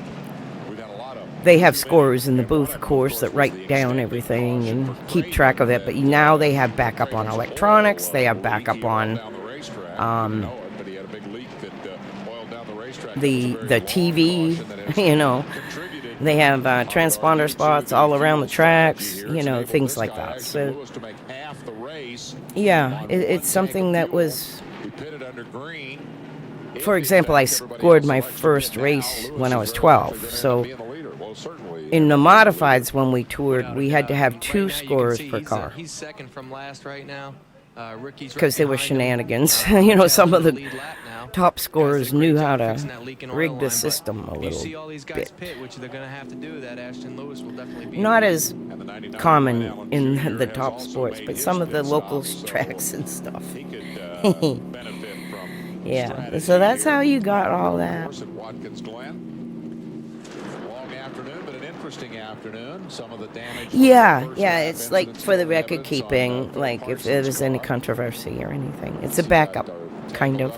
Going into the interloop with Yeah. Matt Kenseth. I have a picture I saved out of, in the championship standings. I was watching Stapleton And the Busch 42. truck is, doing its best here to get Joe Pez's He's machine out got of the good way. Joe's a historical veteran road stuff racer going who's into really the old looking race forward to shops. coming here to Watkins Glen to race his big heavy Busch car, And much he different did a kind of thing machine on he's never raced before. North Wilkesboro before he went in and filmed North Wilkesboro before they revived it. Let's go to Marty. And I think everybody's realizing what the strategy of some of these other in teams that are all saying. You know, deal, we're gonna let have a me lot of young see if I Kenseth, who had have to, a photo. come in one more time. He could have gone to about lap 55, I but took because of the I yellow, took a because everybody else screenshot is off stopping, of now it's one a of race between the pit Stapleton's crews. videos What do you got? because it showed the scoring booth, and I almost never see anything about scoring booths and how it was done. But when he was touring the Speedway before it got revived, 36 laps to go. I saved a screenshot of where I was sitting, So all the front runners go for 4. Ashton Lewis is going to and it was kind of cool. My seat was pushed in just like in 1997 when I scored the last race there. I happened to score the last race in 97 for Lake, or 96 for Lake. It was the end of the year in 96, I think, was the last Wilkesboro race. Because 97 they went to Texas. And that was that whole deal. I'm wondering if I saved it on my hard drive here. On lap 44, John Monson, the crew chief, said, look, I've got nothing to lose. We're running way in the back in 30th. I'm going to come in, make my pit stop. They did that, a 4-tire pit stop, and now they're going to be I might have very saved close to it the into front my of the field. Google photos, I'm thinking. I think, So you can see what it looks like inside of a scoring booth. Santerre car that also stayed out, but note that the number But I 99 don't Glen Allen think Jr. has passed Ashton Lewis on the I don't racetrack. see There you it see here Lewis, the number 9, and that on the all hard happened drive just before the caution came out. So he actually yet. has position on Lewis. The question now becomes, I have to take a day and sort these. I keep saying I need to sort my photos. It's ridiculous. strategies Thousands. at Watkins Glen as the field circulate under this 5th caution flag of the afternoon. We're going to slide in another commercial break and come back with more. And we remind you, we're just a warm-up back today. The Winston Cup cars go at 4 Eastern Time on ESPN from Sears Point. Stay with us. Sears Point.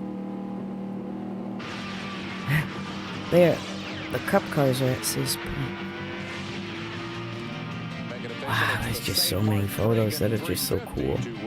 I should just run a stream and just do freaking photos.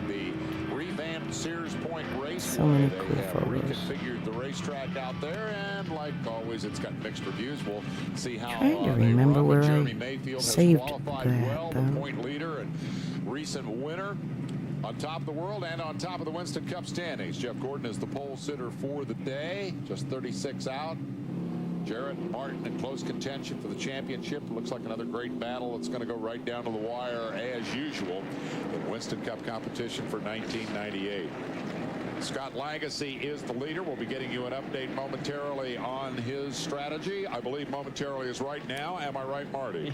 Yeah, we're ready for you. Listen, It's he came not in going to at be the on my lap hard drive. It's going to be in my 32, Google so they figure photos. they can go until lap 70. We're on lap 48 right now, but that means they're going to be stretching the tires because they're going to gas and go only at lap number 70. They know they'll give up some space. They're hoping that the tires can hold on and go the distance. But pretty much every track that I went to, the scoring booth was pretty much the same. So if I can bring up these photos, they shouldn't be too We're doing old. some checking to find out how they plan to play it, but one would assume It that was- it might be something similar to that. The cars that did not pit the first lap of this caution. Include the 44 of J.D. Gibbs. That's Joe's kid who rode off a car yesterday, got it upside down over in the inner loop. They unloaded the backup, took a provisional. The 21 car of Eric Bodine, Geoff's cousin, in the race on a provisional. Okay, yeah, I found it. Now on this go round. All right. It's going to be interesting to see. In my photos, oh, there's the Kleenex car right there. That's who Dad's working with. This is what it looks like in a scoring booth. This is Wilkesboro. This chair, the third from the window, was where I was sitting.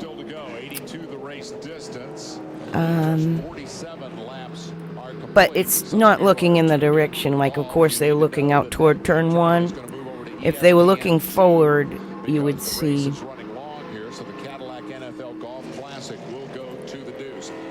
Yeah, third chair from the window is my chair. And that's the whole booth. Now, I don't see the timing clock up here, so it might have been down on the fence at the time. But this was before they revived it. This was just after they cleaned it up and Stapleton went in and documented the old thing. But that's what a scoring booth looks like. And up here, they would usually have people sitting as well. You've got 40 people in there, you know. Yeah, that's what a scoring booth looks like.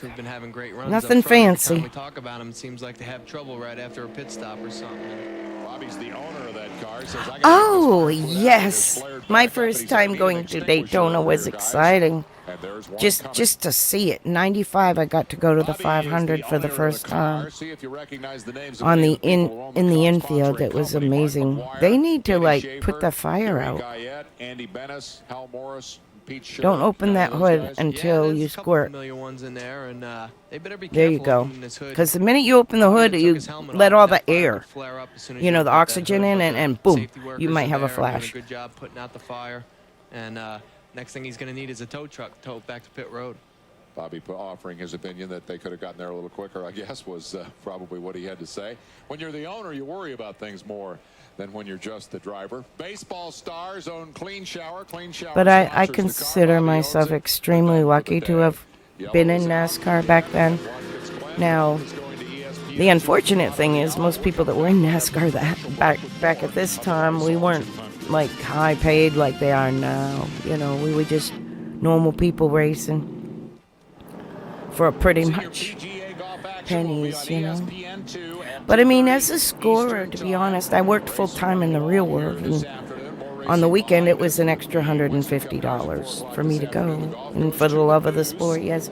And Daytona is really cool. I just moved away from Daytona.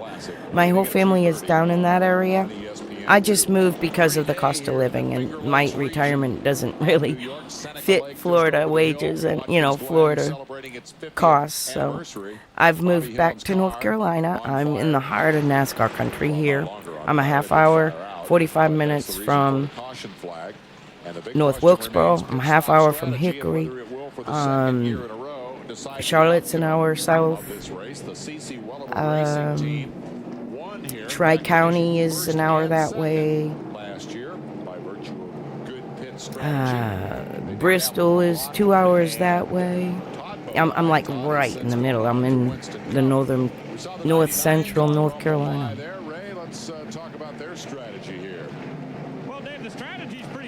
But it is massive. I think you can walk through the gift shop at the Speedway and go out to the bleachers. And last time I was there, they had this little spot that you could go through the gift shop, walk up and sit in the bleachers and view the whole place.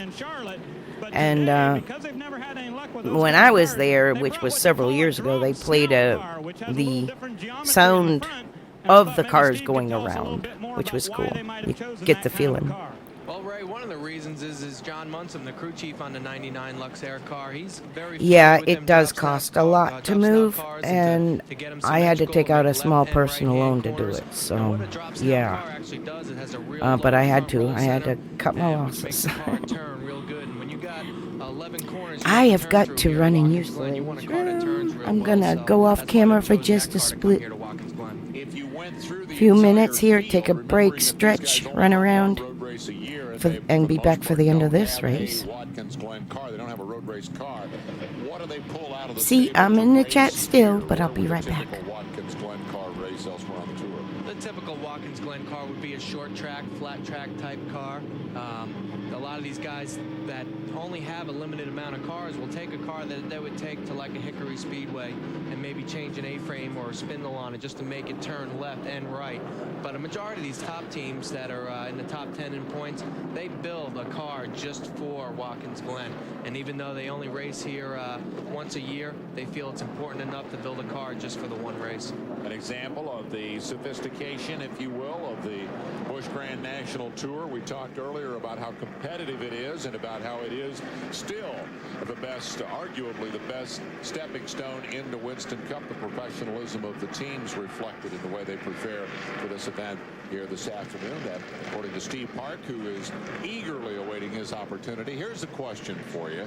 How big a crowbar are you going to have to actually use to pry Waltrip out of that #1 Pennzoil car? I'll tell you what, it's going to have to be a pretty big one, and Darrell's done a great job in the Pennzoil Chevrolet. We're like extremely proud of him, and you can just see on TV how happy he is to be competitive again. And I think one of the big things is a big weight has been lifted off his shoulders. He's no longer a team owner, and it's given him a chance to concentrate more on driving for Dale Earnhardt. I've been there last year. I've been there at the beginning of this year. They got competitive equipment. They got a great shop. They got great engines, and they're building great race cars. And all he has to do is worry about driving. And he's done that the last few weeks with some of the great runs he's had. Well, I'll tell you, when he climbed out of Pocono, that was as emotional a moment as I've seen recently in Winston Cup. It was very impressive indeed. There's J.D. Gibbs back there in the green and gray thing. That's the backup car after he totaled one yesterday. I hope Joe Gibbs can afford to keep buying cars like that. Race recap by AutoZone finds Legacy the leader. Laps led. Well, just a couple here. Lead changes, we've had 7 so far. Cautions 5 for 16, but the relevant stat there is that we have had 16 laps under caution so far today. The record is 18. So we are closing in on a record for caution laps, if not for number of cautions. These are the guys who have led the race this afternoon. Boris said was your pole sitter. And well, technically didn't lead a lap, did he? Because he spun around on the first lap.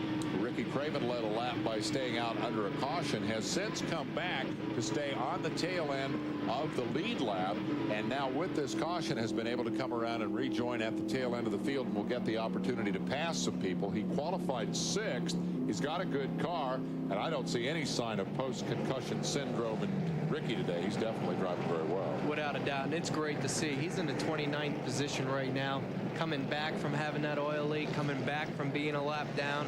He just had a great run today, and he showed how strong he could be and how competitive he could be in a race car again, with Ron Fellows being as strong as he is and being able to stay in front of him to get his lap back. So there's a lot of racing left here, so I wouldn't be surprised if you don't see that #2 car, Ricky Craven, in it, march his way back up, hopefully in the top 10. As the golf fans start coming on board here, anticipating seeing the Cadillac NFL Golf Classic, will remind you it has gone over to ESPN2 because of the overrun on the race here. So grab the remote and click to the deuce if you came looking for golf. We're going to stay here with the racing, and I'm going to add to your comment this. I cannot believe the amount of cautions. Because all of the, I don't think they've gone green 3 laps, it seems. Holy smokes. As his return to competition, and I asked him if he was all. Oh, okay, wonderful. You have a great day. Thank you, Milk Pillow. Wait a minute. I haven't given up on Daytona yet. I'm still hoping to come back next week at Daytona. And I knew at that moment that the fire, the determination, the drive is still there. Whatever the team's saying, he wants back in there tomorrow. And I know where Ricky's coming from. I mean, I got cleared from the doctors. Okay, last so week the to get back in Kleenex race car is moving up, as soon as isn't you it feel now? like you're healthy enough to get back in, there's nothing worse in the whole world than being a race car driver and just being at races and not being able to be in them and be competitive. So I know where Ricky's coming from, and if he can get back in that car in July, he's gonna. So, what can Ricky Craven do here this afternoon in terms of finish position? He can pick up an awful lot of spots before the end of this thing. What can Legacy, Santerre, Allen, and Lewis, the surprise guys at the front of this field, do with pit stops? Remains to be determined. Earnhardt, We're in P12. Kenson, McLaughlin, LaJoy, and Dillon round out your top 10. Let's give a call Legacy, to Dillon, who's really. come from 26th to 10th spot, and he did that by driving. That wasn't pit strategy. He did that by passing people. Green is in the air. We're back underway. Lap 51 of 82. I like seeing people that don't lead the races too much lead the race. And just make the corner. Turn one, everybody knows that we're past the halfway point, so they're going to start racing here, and they're all done with their fuel stops and tire stops, and they're going to try to work their way to the front. Earnhardt gets the pass made on Ashton Lewis. It took a while to get it done. Now Fellows will follow him through. Earnhardt working on the rear bumper. Ashton Lewis, they said, was the engineer at Hendricks that wanted to drive. That's impressive, see someone do that like that. Running up front. They're going to be 3 wide, maybe 4 wide going into the interlude. Sort it out quickly, guys, or there's going to be some rubbing and bumping. There's Fellows chasing Earnhardt. Oh, stretching. We're into the golf segment now. Officially, golf should have begun here on ESPN. It is over on ESPN2 now. This is the year that all of a sudden I noticed a big change where they had to keep jumping to other programs, like because they booked too much at one time, like too many sports events going at the same time and wanting to cover them all. They'll cut one short to join the other, but when they cut a race short one time, I think they learned not to do that. I think the fans lost their minds. Ashton Lewis is going to get both those guys on the inside. I'll tell you what, impressive. It's not just pit strategy keeping this kid up front. That was impressive. That was impressive. You don't see cars go 3 wide through turn 1 there and have them all come out. So that was 3 professional drivers doing a great job, and Ashton Lewis Shoot. got ahead of all. Hope I'm not catching something. I've sneezed 5 times already this morning. That's not good. I don't normally sneeze like that. But I did hold the cat, so. Oh my goodness. 2 weeks ago, we moved from Florida to North Carolina, and I'm sure I'm in different air now. I definitely know it's chillier. My blood is still very, very thin. And then Ashton Lewis in front of Matt Kenson. So they've kind of broken up into 3 Hug my pairs blankies. as they race lap 52 of 82 at Watkins Glen, 30 to go. Down to the turn-in point at turn 1. There's the interval back to Earnhardt. Then comes Fellows. The gap to Ashton Lewis. And then the series point leader, Matt Kenson.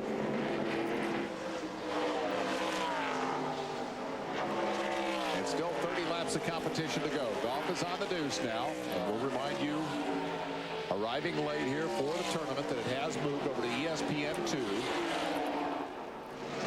And here's trouble for the 73 as Brian Wall goes around. Brian, a local road racer.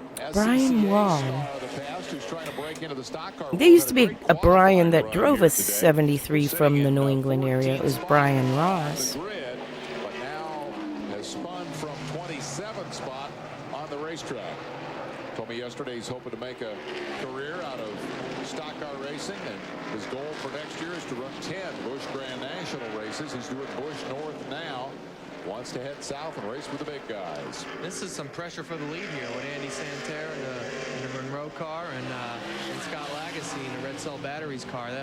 Andy seems like he's reeled him in. He had an advantage about 2 laps earlier, and it seems like on hot tires, Andy's car is handling really good. Santerre tops in the rookie points over Matt Hutter, who has lost his ride. Been replaced by David Green, who we haven't talked about much today. He started 11th and is still 11th, but he's taken over Hutter's ride. Mike Copes had kind of a lackluster weekend with a Strawberry melon tea. Blaze Alexander's car New grocery stores, everything, trying to get used to it all. It's just all these little things are different. Dave Blaney's not here. Casey Atwood's not here. And Jason Jarrett tore the tires off his car. So Andy Santerre has the opportunity today to make a huge leap in terms of the rookie race. And right now he's got the opportunity to lead the event if he can find a way around Scott Lagasse. My son and I, we like to have like frozen pizzas, but good ones, you know, like And we liked Freshetta a lot. So we always got Freshetta from the Winn-Dixie in Florida. Now here, I only have a Dollar General within 5 miles, so we have to get used to DiGiorno's now. So we have DiGiorno's. Then now we used to Arizona tea, and they don't have that at that store, so now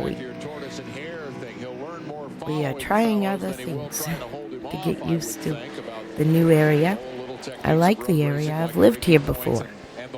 I've lived in this county for 27 years. Until 2020, I went south to Florida, and now I'm back. He's got a beat in the big picture. Fellows is here for one shot. The guy that Earnhardt's got a beat for the championship is Kenseth, and he's behind him. So the cost of living here is like half of what Florida is, for real. Junior points-wise is ahead of everybody he needs to be to gain on that point lead. Just everything is like $1 less. So at the store, anyway, grocery store. At least. The dollar aisle's still $1, not $1.25 or $1.50. That's weird.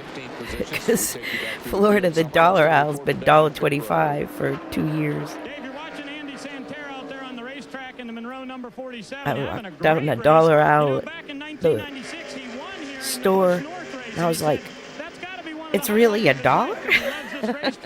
But one thing happened to him here at the racetrack that was a lot more important than winning, because he met his wife Sue right here. Sue used to work in the PR department, and this is the racetrack where Andy met Sue, and he said that makes his track a whole lot better than ever going to Victory Lane. I'll tell you what, if he wins the Busch Grand National race here, I suspect that will, I won't say it'll outclass meeting Sue, but I guarantee you it'll overshadow winning that Busch North race and become a career moment for Andy Santera. This is a great run for the Busch North graduate who's made the determination to move down to Charlotte, tackle the big guys. And Andy's a great kid. He's a determined young man. He's overcome a lot of adversity in his life to do what he loves to do. Uprooted his family, moved down south, got hooked up with a great sponsor with Monroe, and he's definitely paid his dues to be where he is today. And if he gets a chance to win this race and goes on to win it, it's not from sheer luck, it's from sheer determination, and he would deserve it. He's got a notion. He looks to the inside. The Busch North was a heck of a series, actually, very competitive. Kind of like the Busch West was. These guys are tough as nails in that Busch North and the Canadian Tour, the ACT Tour, ACT Tour, American Canadian Tour. All in that same era. All these guys come out of that type of racing with the Dions and the Dragons. All that group from Oxford Plains and Thunder Road, Vermont racetracks. They're tough as nails drivers. His aspirations in the Busch Series were, and was able to get hooked up with some good car owners and a good team, bring Monroe on board, and having a lot of success here today. Oxford Plains was not an easy track to drive.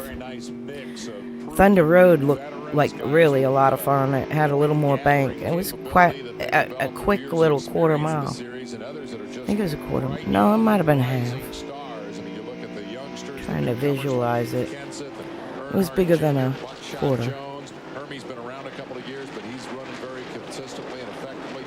In fact, they play Thunder Road on Flow Racing sometimes, and I watch it.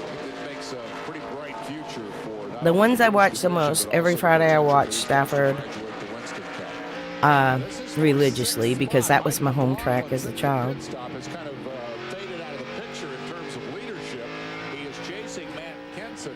And I follow the Cars Tour. I am a Landon Huffman fan. Do or die. I love that team. They're all such good kids, good guys. I got to meet them in Florida a couple times. And because I worked in racing my whole life, I never got to be a fan. So I said, I told him, I said, can I be a fan? Like a real fan, you know, like painted him a picture. I go to his appearances down in Florida when he would come to town. And so I'm not really good at being a fan because also like, but I guess I can be a cheerleader. I guess it's hard to be a fan because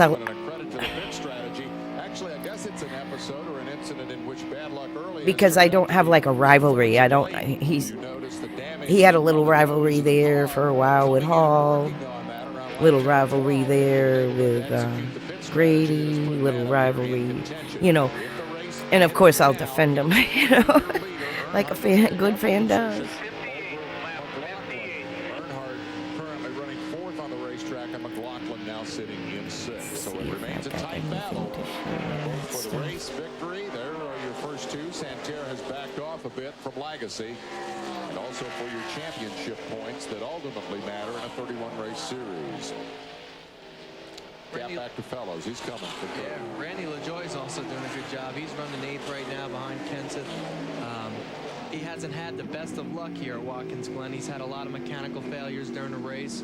But it looks like today they got a great car. They had the opportunity to test here. Randy felt he had probably one of the best cars he's ever had here before.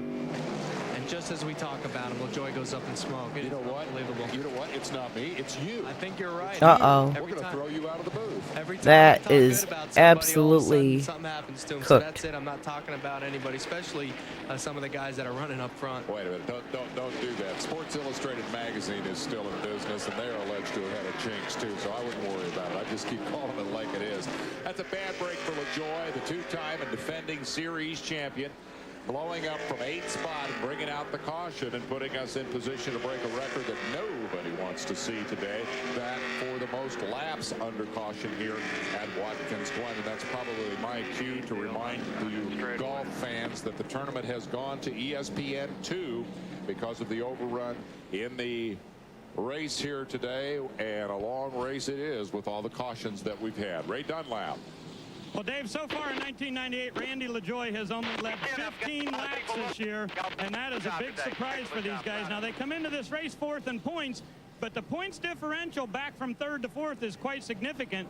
Randy was 244 points out of first place when they came here, and boy, this blown engine is really going to hurt their momentum. They had a great run last week at Pikes Peak, finished fourth, I believe, but they're done for the day. Well, the thing that's going to really make him crazy is that Buckshot Jones is probably going to pass him today. Buckshot is 13th in the championship standings, and Randy's going to drop right into the teeth of a battle among Buckshot, Hermie Sadler, Phil Parsons, and Jason Keller for the next 4 positions in the points. Those 4 guys were 28 points apart coming into the event. Now LaJoie is going to join them, and of those guys, Buckshot, let me look here. Yeah, Buckshot's got the best run of all those guys going on here today. Even though he qualified badly, he's up into 13th position. We'll take a break and be back with more. Wow, it's been a year since I did the painting. We're back at Watkins or 2 years now. On the 50th for that team and brought it to them at New Smyrna. Yeah. At the same time as NASCAR.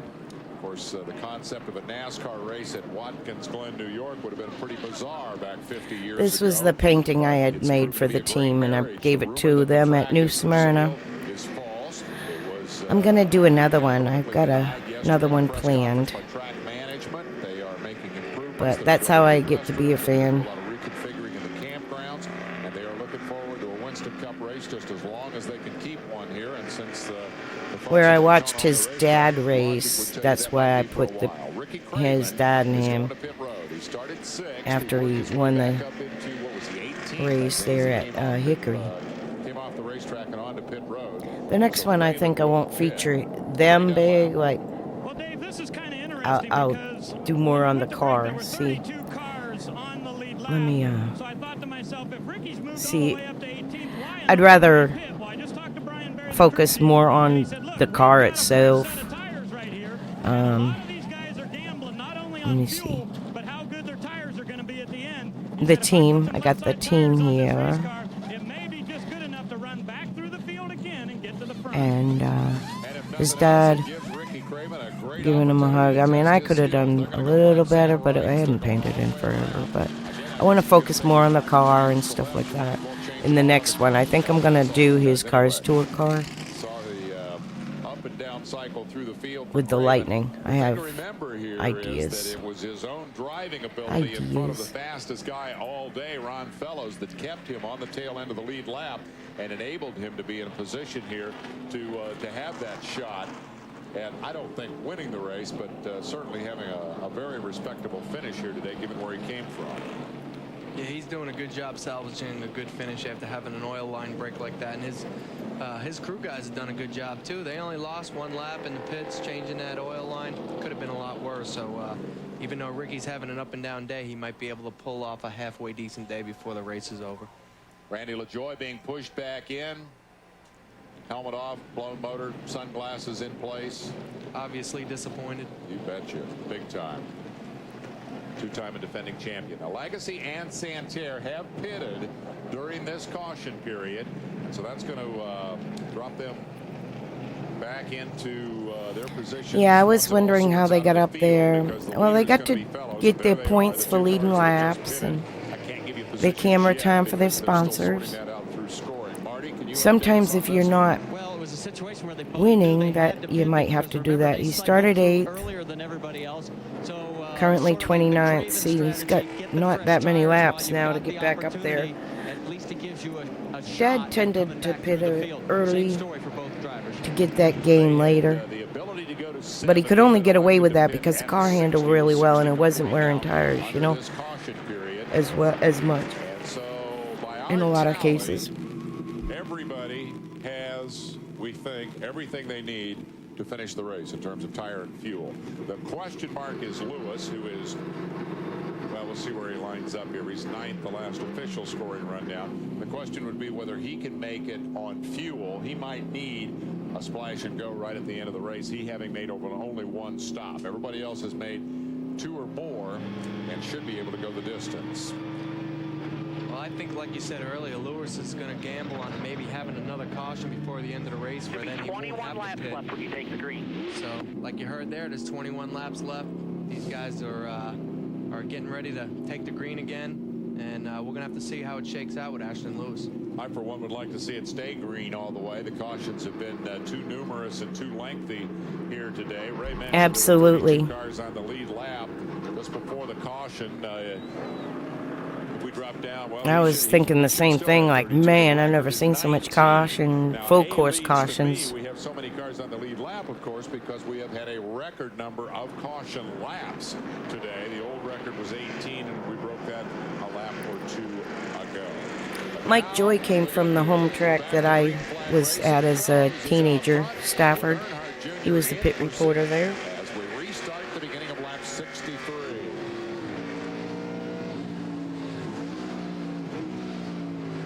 Down they go into turn 1. There's Ashton Lewis, a solid 3rd ahead of Mike McLaughlin. 3 wide as they head for the S's. Golf, if you've just joined us, wondering why you're watching race cars, is on ESPN2. It has moved over to ESPN2 due to the auto racing overrun. You can find the tournament going on as we speak on the news. We'll stay here to the conclusion, and then at 4 o'clock this afternoon, we'll crank up the Winston Cup Mike cars. McLaughlin was a very smooth driver. He was very good.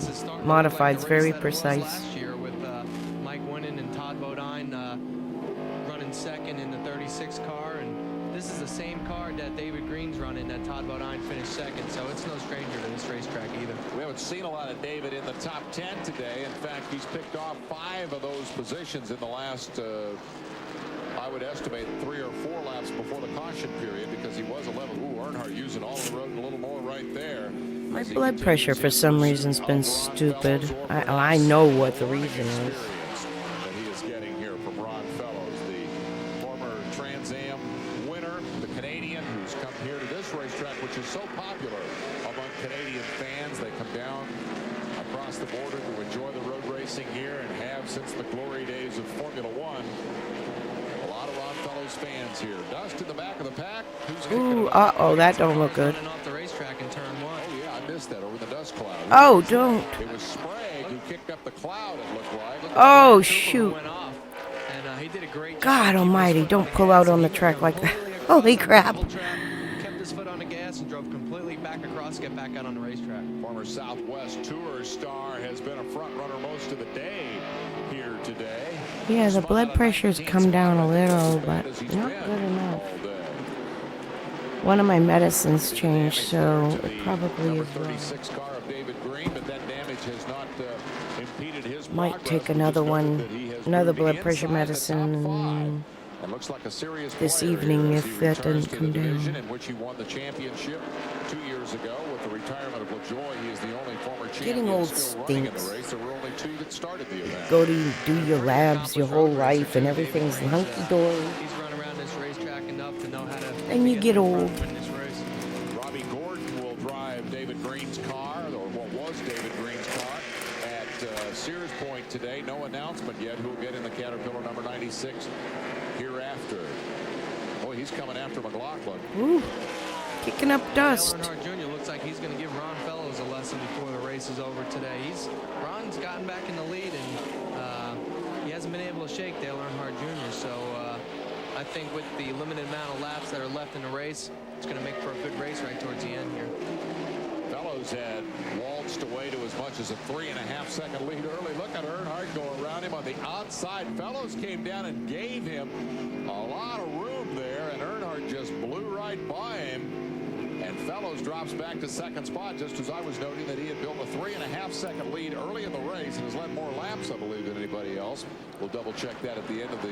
Another thing I need to investigate is where this race shop is that they're putting together the original number 47 from 1982, the one my dad was a crew chief on. Stacy Pack car. I'll show you a couple things. He just decided, hey, let's let him go. Let me save my tires and get a run at him later on in the race. This car here is the team. Now that was a 81 picture. But they are also doing a new chassis, the 82. My dad spoke about it on an interview 2 Fridays ago. And somebody mentioned the name of the company that is where the car is located. And I want to do a road trip and check it out pretty soon. Yeah. It's supposed to be at the reunion in 2 weeks. I have got to figure out how to get to the reunion in 2 weeks with Dad. I don't know how we're going to do that, but we'll do it somehow. Here's a kid who's very limited road racing experience, all enthusiastic and pumped up with an opportunity to race for the lead. You bet he's going to be aggressive. You bet he's going to go for it. Any young kid would. So for Fellows, you got a little more experience, wisdom, the better part of valor. Big question is, can he pass him back? And that's something we're going to have to see later on. This is a great run for the Dale Earnhardt Incorporated car, the AC Delco car. The best finish they've ever had here at Watkins Glen was with Geoff Green. He finished 5th here like 2 years ago. Last year when I was in the 3 car with AC Delco, we finished 6th. And now Dale Earnhardt Jr. is out there leading. So he might go on to post probably one of the best Watkins Glen's finishes for that AC Delco team.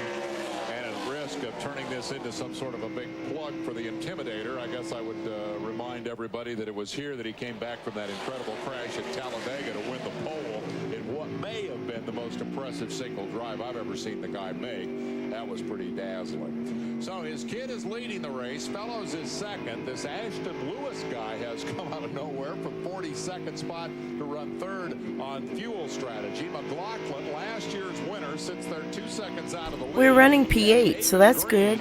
Oh wow, Ted Christopher is up there in the TC13 car. Resendez was a New England driver as well. Craven, Fuller, Santerre, Bessie, Lagasse. All of them were northern drivers. Bodine, another cousin. Cooper spun himself out, started 10th, and is now back in the 30s. Parsons has gone nowhere since crashing on the first lap. And then all the guys who are out of the race for one reason or another.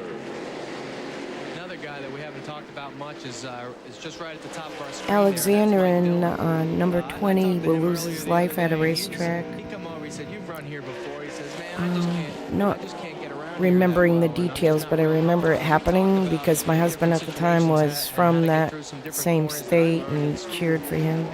It was pretty sad. He said, "Steve, it was a big help. I picked up 8/10 in practice, so and now it really seems like it's paying off because he's running in the 6th position in the Detroit gasket car. And Mike's a great guy and a great race car driver. It's good to see him go on and get a good finish. And hopefully by talking about him, something's not going to happen to him because he deserves a good finish." Son-in-law of Richard Childress, former... My dad helped set up Mike Dillon's first shop in Mooresville when it was the Detroit gasket came over from the Tracy Leslie team. And my dad worked throughout the winter of 95 to 96, did a few races in 96 with them. And then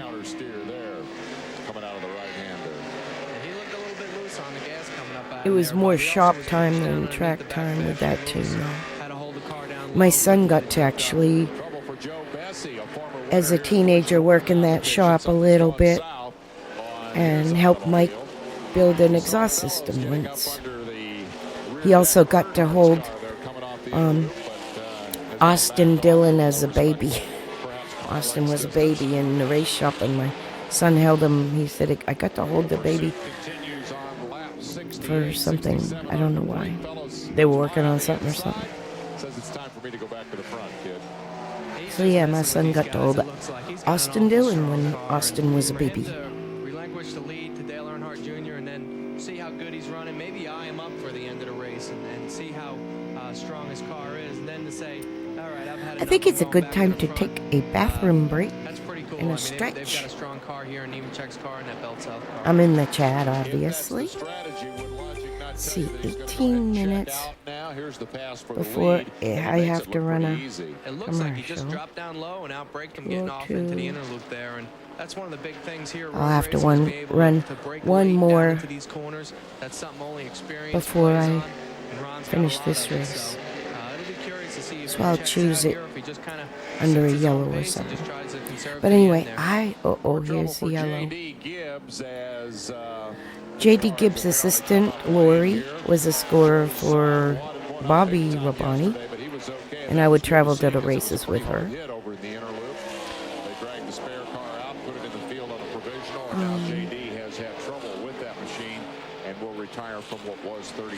Yeah, I think I'm going to take a quick bathroom break and stretch, and I'm in the chat. He's made that pit strategy deal work, and he's running a good third, so let's go down to the pits. Steve, you're talking about the driver of the 9 car, Ashton Lewis. Trouble for Kenseth, Ray. Let me interrupt you. That's Matt Kenseth, who has spun it at the inner loop and now spins it again, trying to straighten it out. He'll try this one more time. He was in 7th at the time of the spin. He is your championship point leader. Matt Kenseth. Get her back up to speed. Underway again. Listen to the radio. He's back underway, but he knew going into this, he felt that if he just stayed on the track and didn't get spun off, he'd get a top 10 finish, and he was running 7th there right before he went off, so hopefully he'll be able to recover from that later on. Spin at the inner loop for the number 17 car, Matt Kenseth, as we were talking about Ashton Lewis and the excellent performance he's turned in here, hanging on to that 3rd spot. Now into the kitty litter goes the 29 of Hermie Sadler, and that's the 2nd time that's happened to him today. And he had a brake problem earlier. We're wondering if they got that fixed good enough or if he's experiencing that brake problem again and got off into the gravel pit. There's the 17 Kenseth, and I think we'll get another opportunity perhaps to see what happened there. I missed the entrance. It looked like he just started the wheel hop on the entrance. Too hard on the brakes, got the rear wheels hopping, got the car loose, did a good job of saving it, and just spinning down to the inside there where he didn't get in that gravel trap where he'd get trapped for a lap or two. And here's from the onboard camera in the Jack Sprague channel lock car. Locked the brakes. Locked them up, and boy, Jack did a good job of missing them right there.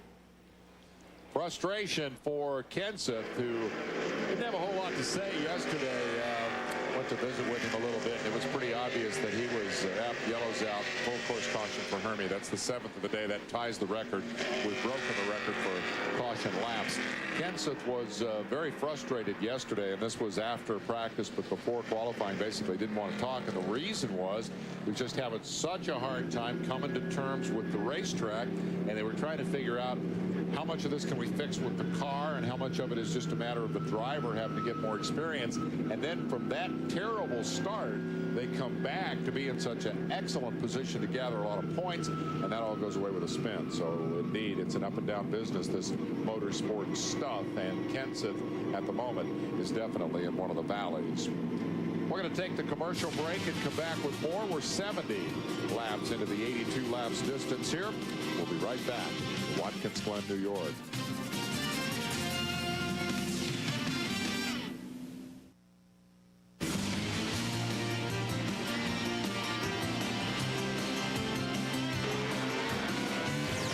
Speed World coverage of the Lysol 200 has been brought to you by Quaker State. Sensible technology. What more do you need to know? And by ESPN Video. Get your officially licensed NASCAR videos from ESPN Video. Well, a couple of things happening under this caution flag.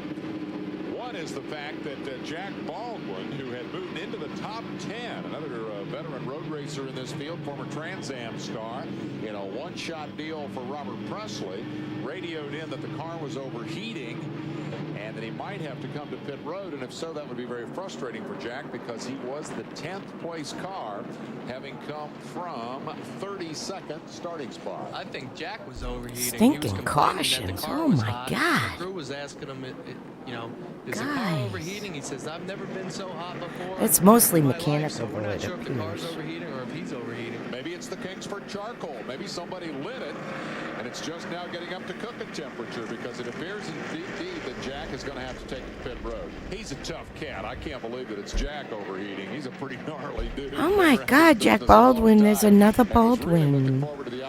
Is it the same Baldwins? No, Jack and Luke. They're Tommy's kids. And I watched Tommy's dad race, Tiger, Tom Baldwin.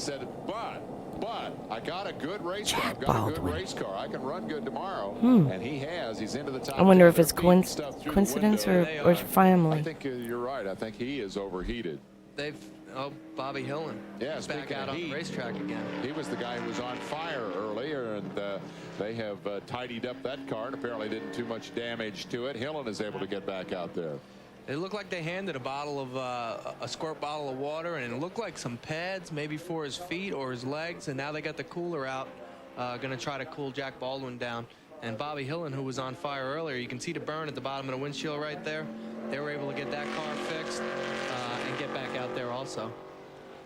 It had to be getting mighty hot in that Crazy. car for Jack Baldwin to pull a 10th place car back into pit road. That had to just be killing him, and you could tell from the radio transmission that he was very unhappy. He did not want to come in. If this race finished right now, first of all, it'd be a half hour after we planned for it to end, and Dale Earnhardt Jr. would be your point leader, having gained 2 positions on Matt Kenseth, and that is the result of Kenseth's spin just a couple of minutes ago. Not the spin that brought out the yellow. He was able to continue. Here's how the rest of your field would shape up, but look back there, the guys from 6th to 10th, how close this is for the top 10 positions, and I can assure you that that battle goes right on back through 15th. When we came into the race, we had, what was it, 7 guys within 80 points through 15th. Now, before this all started, we were talking about Ashton Lewis, your 3rd place car. Ray, you started to tell a story about him and you got interrupted. You want to finish that? Well, yeah, Dave, I can. The car that Ashton is driving this weekend is number B004, and it comes out of the Jeff Burton stable. Normally that car says track gear on it, and it is crew chief today by Tommy Morgan and all the guys that work for Burton. Now, Burton's won 7 times. Tommy Morgan's series, good. But this is a race car Good they've run one. at Charlotte before, And I crew asked chief. Tommy, I said, you know, aren't you a little apprehensive about putting this kid in there? He said, no, we think he's pretty good. And now with all of these caution laps, it has thrown out the fuel issue. So Ashton Lewis doesn't have any problem going the distance on fuel. The question is, can he stay up there? I think he's running in third right now. What an incredible day for this young driver in the 9 car. Well, he is indeed in third place, and to have the opportunity to get into a Roush car. The skeptics were saying, oh, well, yeah, he bought a ride.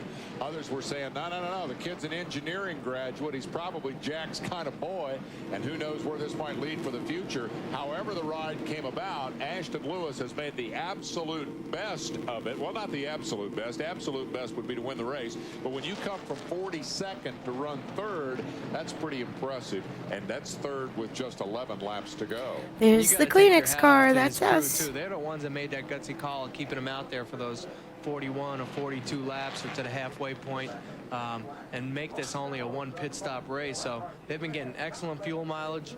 I wouldn't be surprised if it didn't have a Jack Roush motor in it, because they've done some improvements on Mark Martin's That's a car to pretty get that fuel paint. mileage. That light blue, And now dark here he is blue sitting with the third gold. right near the end of the race. Very cool.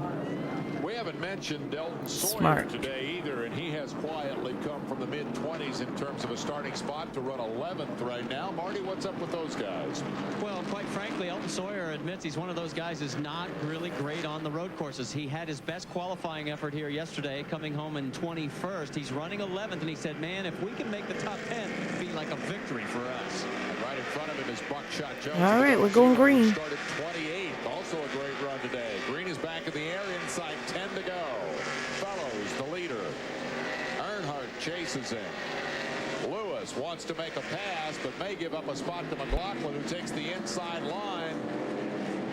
Tight competition. David Green gets out into the rumble strips, or actually pushes Lewis out into the rumble strips as Green in the 36 tries to get by. McLaughlin completes the pass, takes over third, drops Ash to fourth, and McLaughlin moving back toward the front, trying to duplicate last year's victory here. Yeah, he did. He did a great job making that move on the inside in turn 1. Thought he was going to pull his teammate David Green right by with him, but Ashton Lewis did a good job getting right back in line again. Contact there for number 33, Tim Fedewa deserves a call as he got alongside Jack Sprague. This happening in the middle of the top 10. Sprague in 7th, Fedewa in 8th. And they'll remain in those two positions despite that little bit of bump and shove going into the interlude. The Detroit gasket car. 72, Mike Dillon. That is your 6th place machine. Then it's Sprague, Fedewa, Jones, and Sawyer rounding out the top 10. Riding with McLaughlin and looking back at Lewis. Looked like Lewis got a little sideways off the corner there, so he might be experiencing a little bit of a loose race car, or he might be just driving it for all it's worth. We got a spinner up there. We got a couple of them, in fact. The number 4 of Geoff. Oh, not again, please. No more cautions, please. Number 73, Brian Wall, is also My blood pressure is whack, guys. I took my medicine. I think I'm going to take like another Jeff one. Purvis's car took the worst Something's wear not right there, with and me today. You can see those blocks that are sitting on the racetrack. Those are Might be coming down with something. Like I said, I kept sneezing and it does a lot of damage to the body of the car, but it absorbs a lot of that energy where a regular steel barrier wouldn't. Now the leaders are still racing. The caution flag has not come out. As we expected he might, Fellows has checked out on Earnhardt. McLaughlin is coming after Earnhardt. There is Ron Fellows, now having built a 1 1/4 second lead, and the leaders not taking the caution flag yet. So we'll see whether they're able to stay under green and clean up that bit of a mess from the 3-car tangle. Fellows driving actually his 2nd Busch race here at the Glen.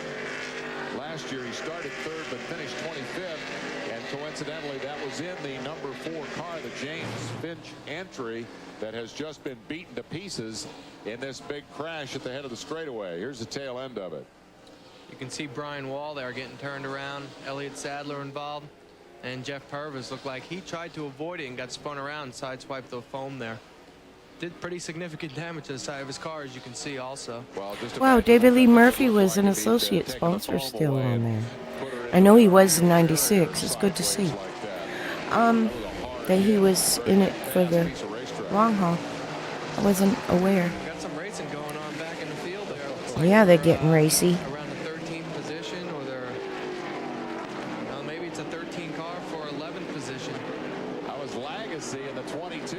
Took him 3 wide, stuffed it in there, and pulled it off, completing the pass on Ted Christopher, who's had a great run here. That 13, Ted Christopher, he was really something else. He's got a nephew. It was Ted and Mike Christopher. They were twin guys, and they both raced modifieds, SK modifieds, mostly because then he would went to the tour and everything too, of course, with the wheeling on there. But he lost his life in a wreck, and Mike Christopher and Mike Christopher's son still are around. And Mike Christopher Jr. drives SK's at Stafford. Still today. They had the TC13 Memorial Race this past weekend at Stafford. There's the gap from first to second, then third, fourth, and fifth in tight formation, and here comes I want to say Di Matteo won. I think that's who won. But anyway, when I get off of here after this race, I'm gonna be on my Substack writing. This is my Substack. If y'all are interested, this is where I'm putting all of my writing so far. I've got this list, this driver's list. I've got to revise it, add some, and change some dates. I've got the, if you go to the bottom, it's the intro. And then it's like humble beginnings, chassis innovation, racing in Florida, the Cement Palace, and I got the driver's list, and I got about 5 other drafts that I'm editing, and I should be posting some of them today if I do stuff right. If I do good things today. But just for the lay of the land, if you click on one of these, for example, it gives you the driver's list, and you scroll down and it just shows all the people. Mike Wallace, Fuller, Feedaway, Wallace, Fuller, Setzer, Dillon, Grissom, Spencer, Bessie, Hillen, Nemechek. Nemechek he was with for 4 years. IMSA. I need to add Elliott Forbes Robinson onto this list in 96. EFR, where is he? I didn't put him in there, so EFR needs to be on there. Bouchard, Ron Bouchard, Ken Bouchard, Dick Traynor, Ray Hendrick, Bugsy Stevens, Pete Fiandaca, Ernie Gahan, Tinker Projan, Jesse Meeks. Just a list. Lou Sharon, Walter Hakel. Yep. So that's my Substack anyway. That's how that is organized. I'm working on trying to get it so it just reads you the story. There's a feature that I'm unaware of how to use. I've got to study. But I've been mostly writing, not really great with programs, so. But that is a good editing program. You can write, edit. It's got great dashboard. Substack's really cool for writing. I see more sports people getting involved in that. I don't know if NASCAR has a Substack or not.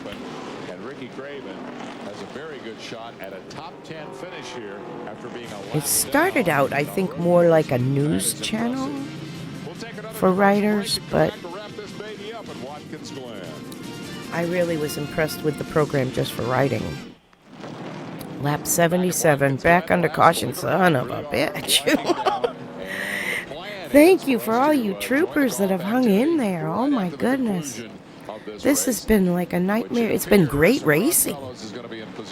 But gee whizzes. 4 o'clock Eastern time, we're going to go to Sears Point Raceway, the revised. We're going to skip that. To ever win in the Busch Series. How about that? Not just the first Canadian, the first driver from outside the U.S. ever to win. Pop quiz. I'll bet you cheated. I'll bet you got Kenny Martin to tell you that. I had my press book here, so I just flipped through it real quick. Terry Labonte was a goat at the track, wasn't he? Scheduled the Winston Cup race on top of it and broke that string. Actually, McLaughlin broke it last year when he, as a series regular, won here at Watkins Glen. But prior to that, it had been Terry Labonte with 4 victories. Pretty impressive indeed. Well, it has been an impressive run. Come on, back to green, guys. Up real quickly. Well, Dave, I'm with Tony Uri Sr., and boy, I'll tell you what, that kid's been impressive today. Do you have anything for that 87 car? No, I don't think so. We got up there and raced him a little bit. I think he gave him a little driving lesson there for a while, but I think the lesson ceased. We couldn't do much with him that last run. We got to try to hold that 34 car off. That's our main goal right now, and that'll put us pretty close back to that points lead, and that's what we're here for. A pretty impressive run by Little E out there in the 3 car. I think he got it just right, too. He's racing the guy behind him, not the guy in front of him. And that's just the way you said this would play out. But ultimately, it comes down to the guys that are racing for the championship. Here we go. Just green flag about 2 laps for the caution. It was forever. Fellows gets the drop on him as they go down into turn 1. Earnhardt Jr. had a notion, wanted to pass him back. He said, I'm not listening to my crew chief. I want to win this thing. And he gets off the track right there and just got overhauled by Mike McLaughlin. He was trying to get back in the lead. Oh, also, if you want, I have a YouTube page. It's not monetized. I don't care. I'm not doing it for that. I save these races there to go back on for reference for me because I'm playing these races that my dad had an affiliation with. So, all part of the book. Goes into second spot and has an outside shot at doing what he talked about doing at the top of the show and coming into this weekend, and that is retaking the point lead, because there's the gap back to the 3 car of Earnhardt. And Kenseth, meanwhile, after that big spin that he took early, has fallen all the way to 20th. So in the late running, the order gets shuffled again, and the big winner could still be McLaughlin. McLaughlin's got nothing for this 87, though. Fellows is pulling away from him as well. He is. I think Ron's seen all that smoke in his rearview mirror. It's given him a little bit of a cushion up front here. There's Tim Feederwood just went by in a 33 tops car, and he's in a points as of now. Right now, Kenseth is in the lead, with McLaughlin behind him in second by 16 points, and Earnhardt Jr. Calculating down in the truck to come up with those numbers. I thought it might be enough for McLaughlin to take the point lead, but Kenseth. We're 9th in points as of now. That's kind of impressive because when Dad came to work for the team about 8-9 weeks prior, they were in like 15th in points. So, Elliott Sadler. Is off the road. It looks like he's gathered things back up and keeps trucking. That turn 1's been pretty treacherous. I didn't know the Sadlers, but they seemed like they were nice enough. He's driving that car for all it's worth. You see it wiggling around there, and he knows he's lost a couple positions, and there's only a few laps left here. He's going to try to make 1 or 2 of them up. He knows that each car that he passes is going to be a few points towards that championship. All right, Dale just dropped 6 spots, and we didn't get any film of it. What happened? What happened? With a lap to go. There's the gap from first to second. It is Fellows just kicked ass, didn't he? McLaughlin, very impressive. 1 lap to go. The winner interview, ladies and gentlemen. The white flag indicating 1 to go. Fellows hard on the brakes for the last time down into turn 1. The position fights behind him pretty much non-existent. They're single filing it into the final lap. As McLaughlin, I got a little bonus. A little bonus when we sign out of here. I'll sign out while I'm playing. He's flying around this course here today also, but my hat's off to that Ashton Lewis. We've talked about him all day long. Engineer from the 24 car, got the opportunity to get in a Roush car for one of Jeff Burton's car, and man, he's doing a great job running 3rd right now. The yellow number 9. Here's the guy who's been the class of the field since Boris said the pole sitter spun on the first lap. Ron Fellows, a victor here a year ago in truck competition, to the delight of the Canadians who come down across the border. Good to see. Good to see. Glen comes back here a year and 3 weeks later. In Joe Nemechek's car, Nemco Motorsports, which Dad had a lot to do with that team, starting out in this in the Busch series. From 91 to 94, he worked with Joe.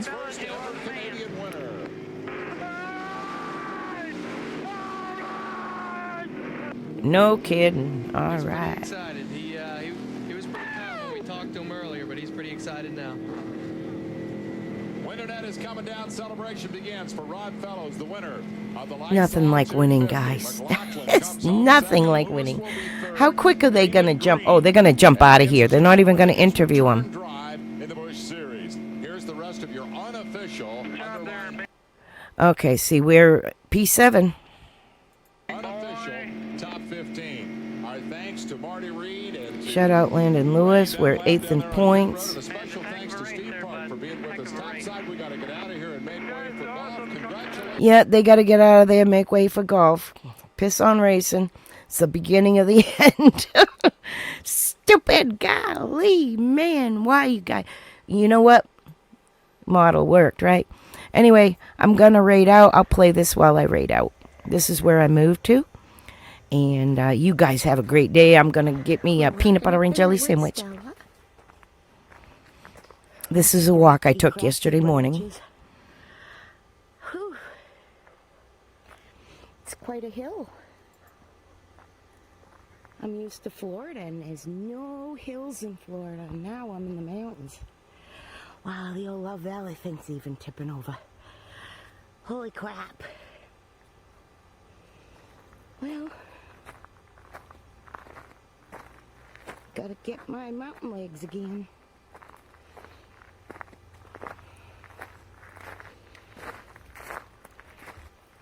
How about Basic Ollie, guys? Oh, Vouder's on. We'll go to Vouder. Up here, so I don't know if it's the same. Still up here in Jet's Garden. Wow. Okay, well, they do sit around. See? Nice little sitting spot. Thank you, guys. Peace. Be nice. Yeah, I'm often involved. Be kind. Phew.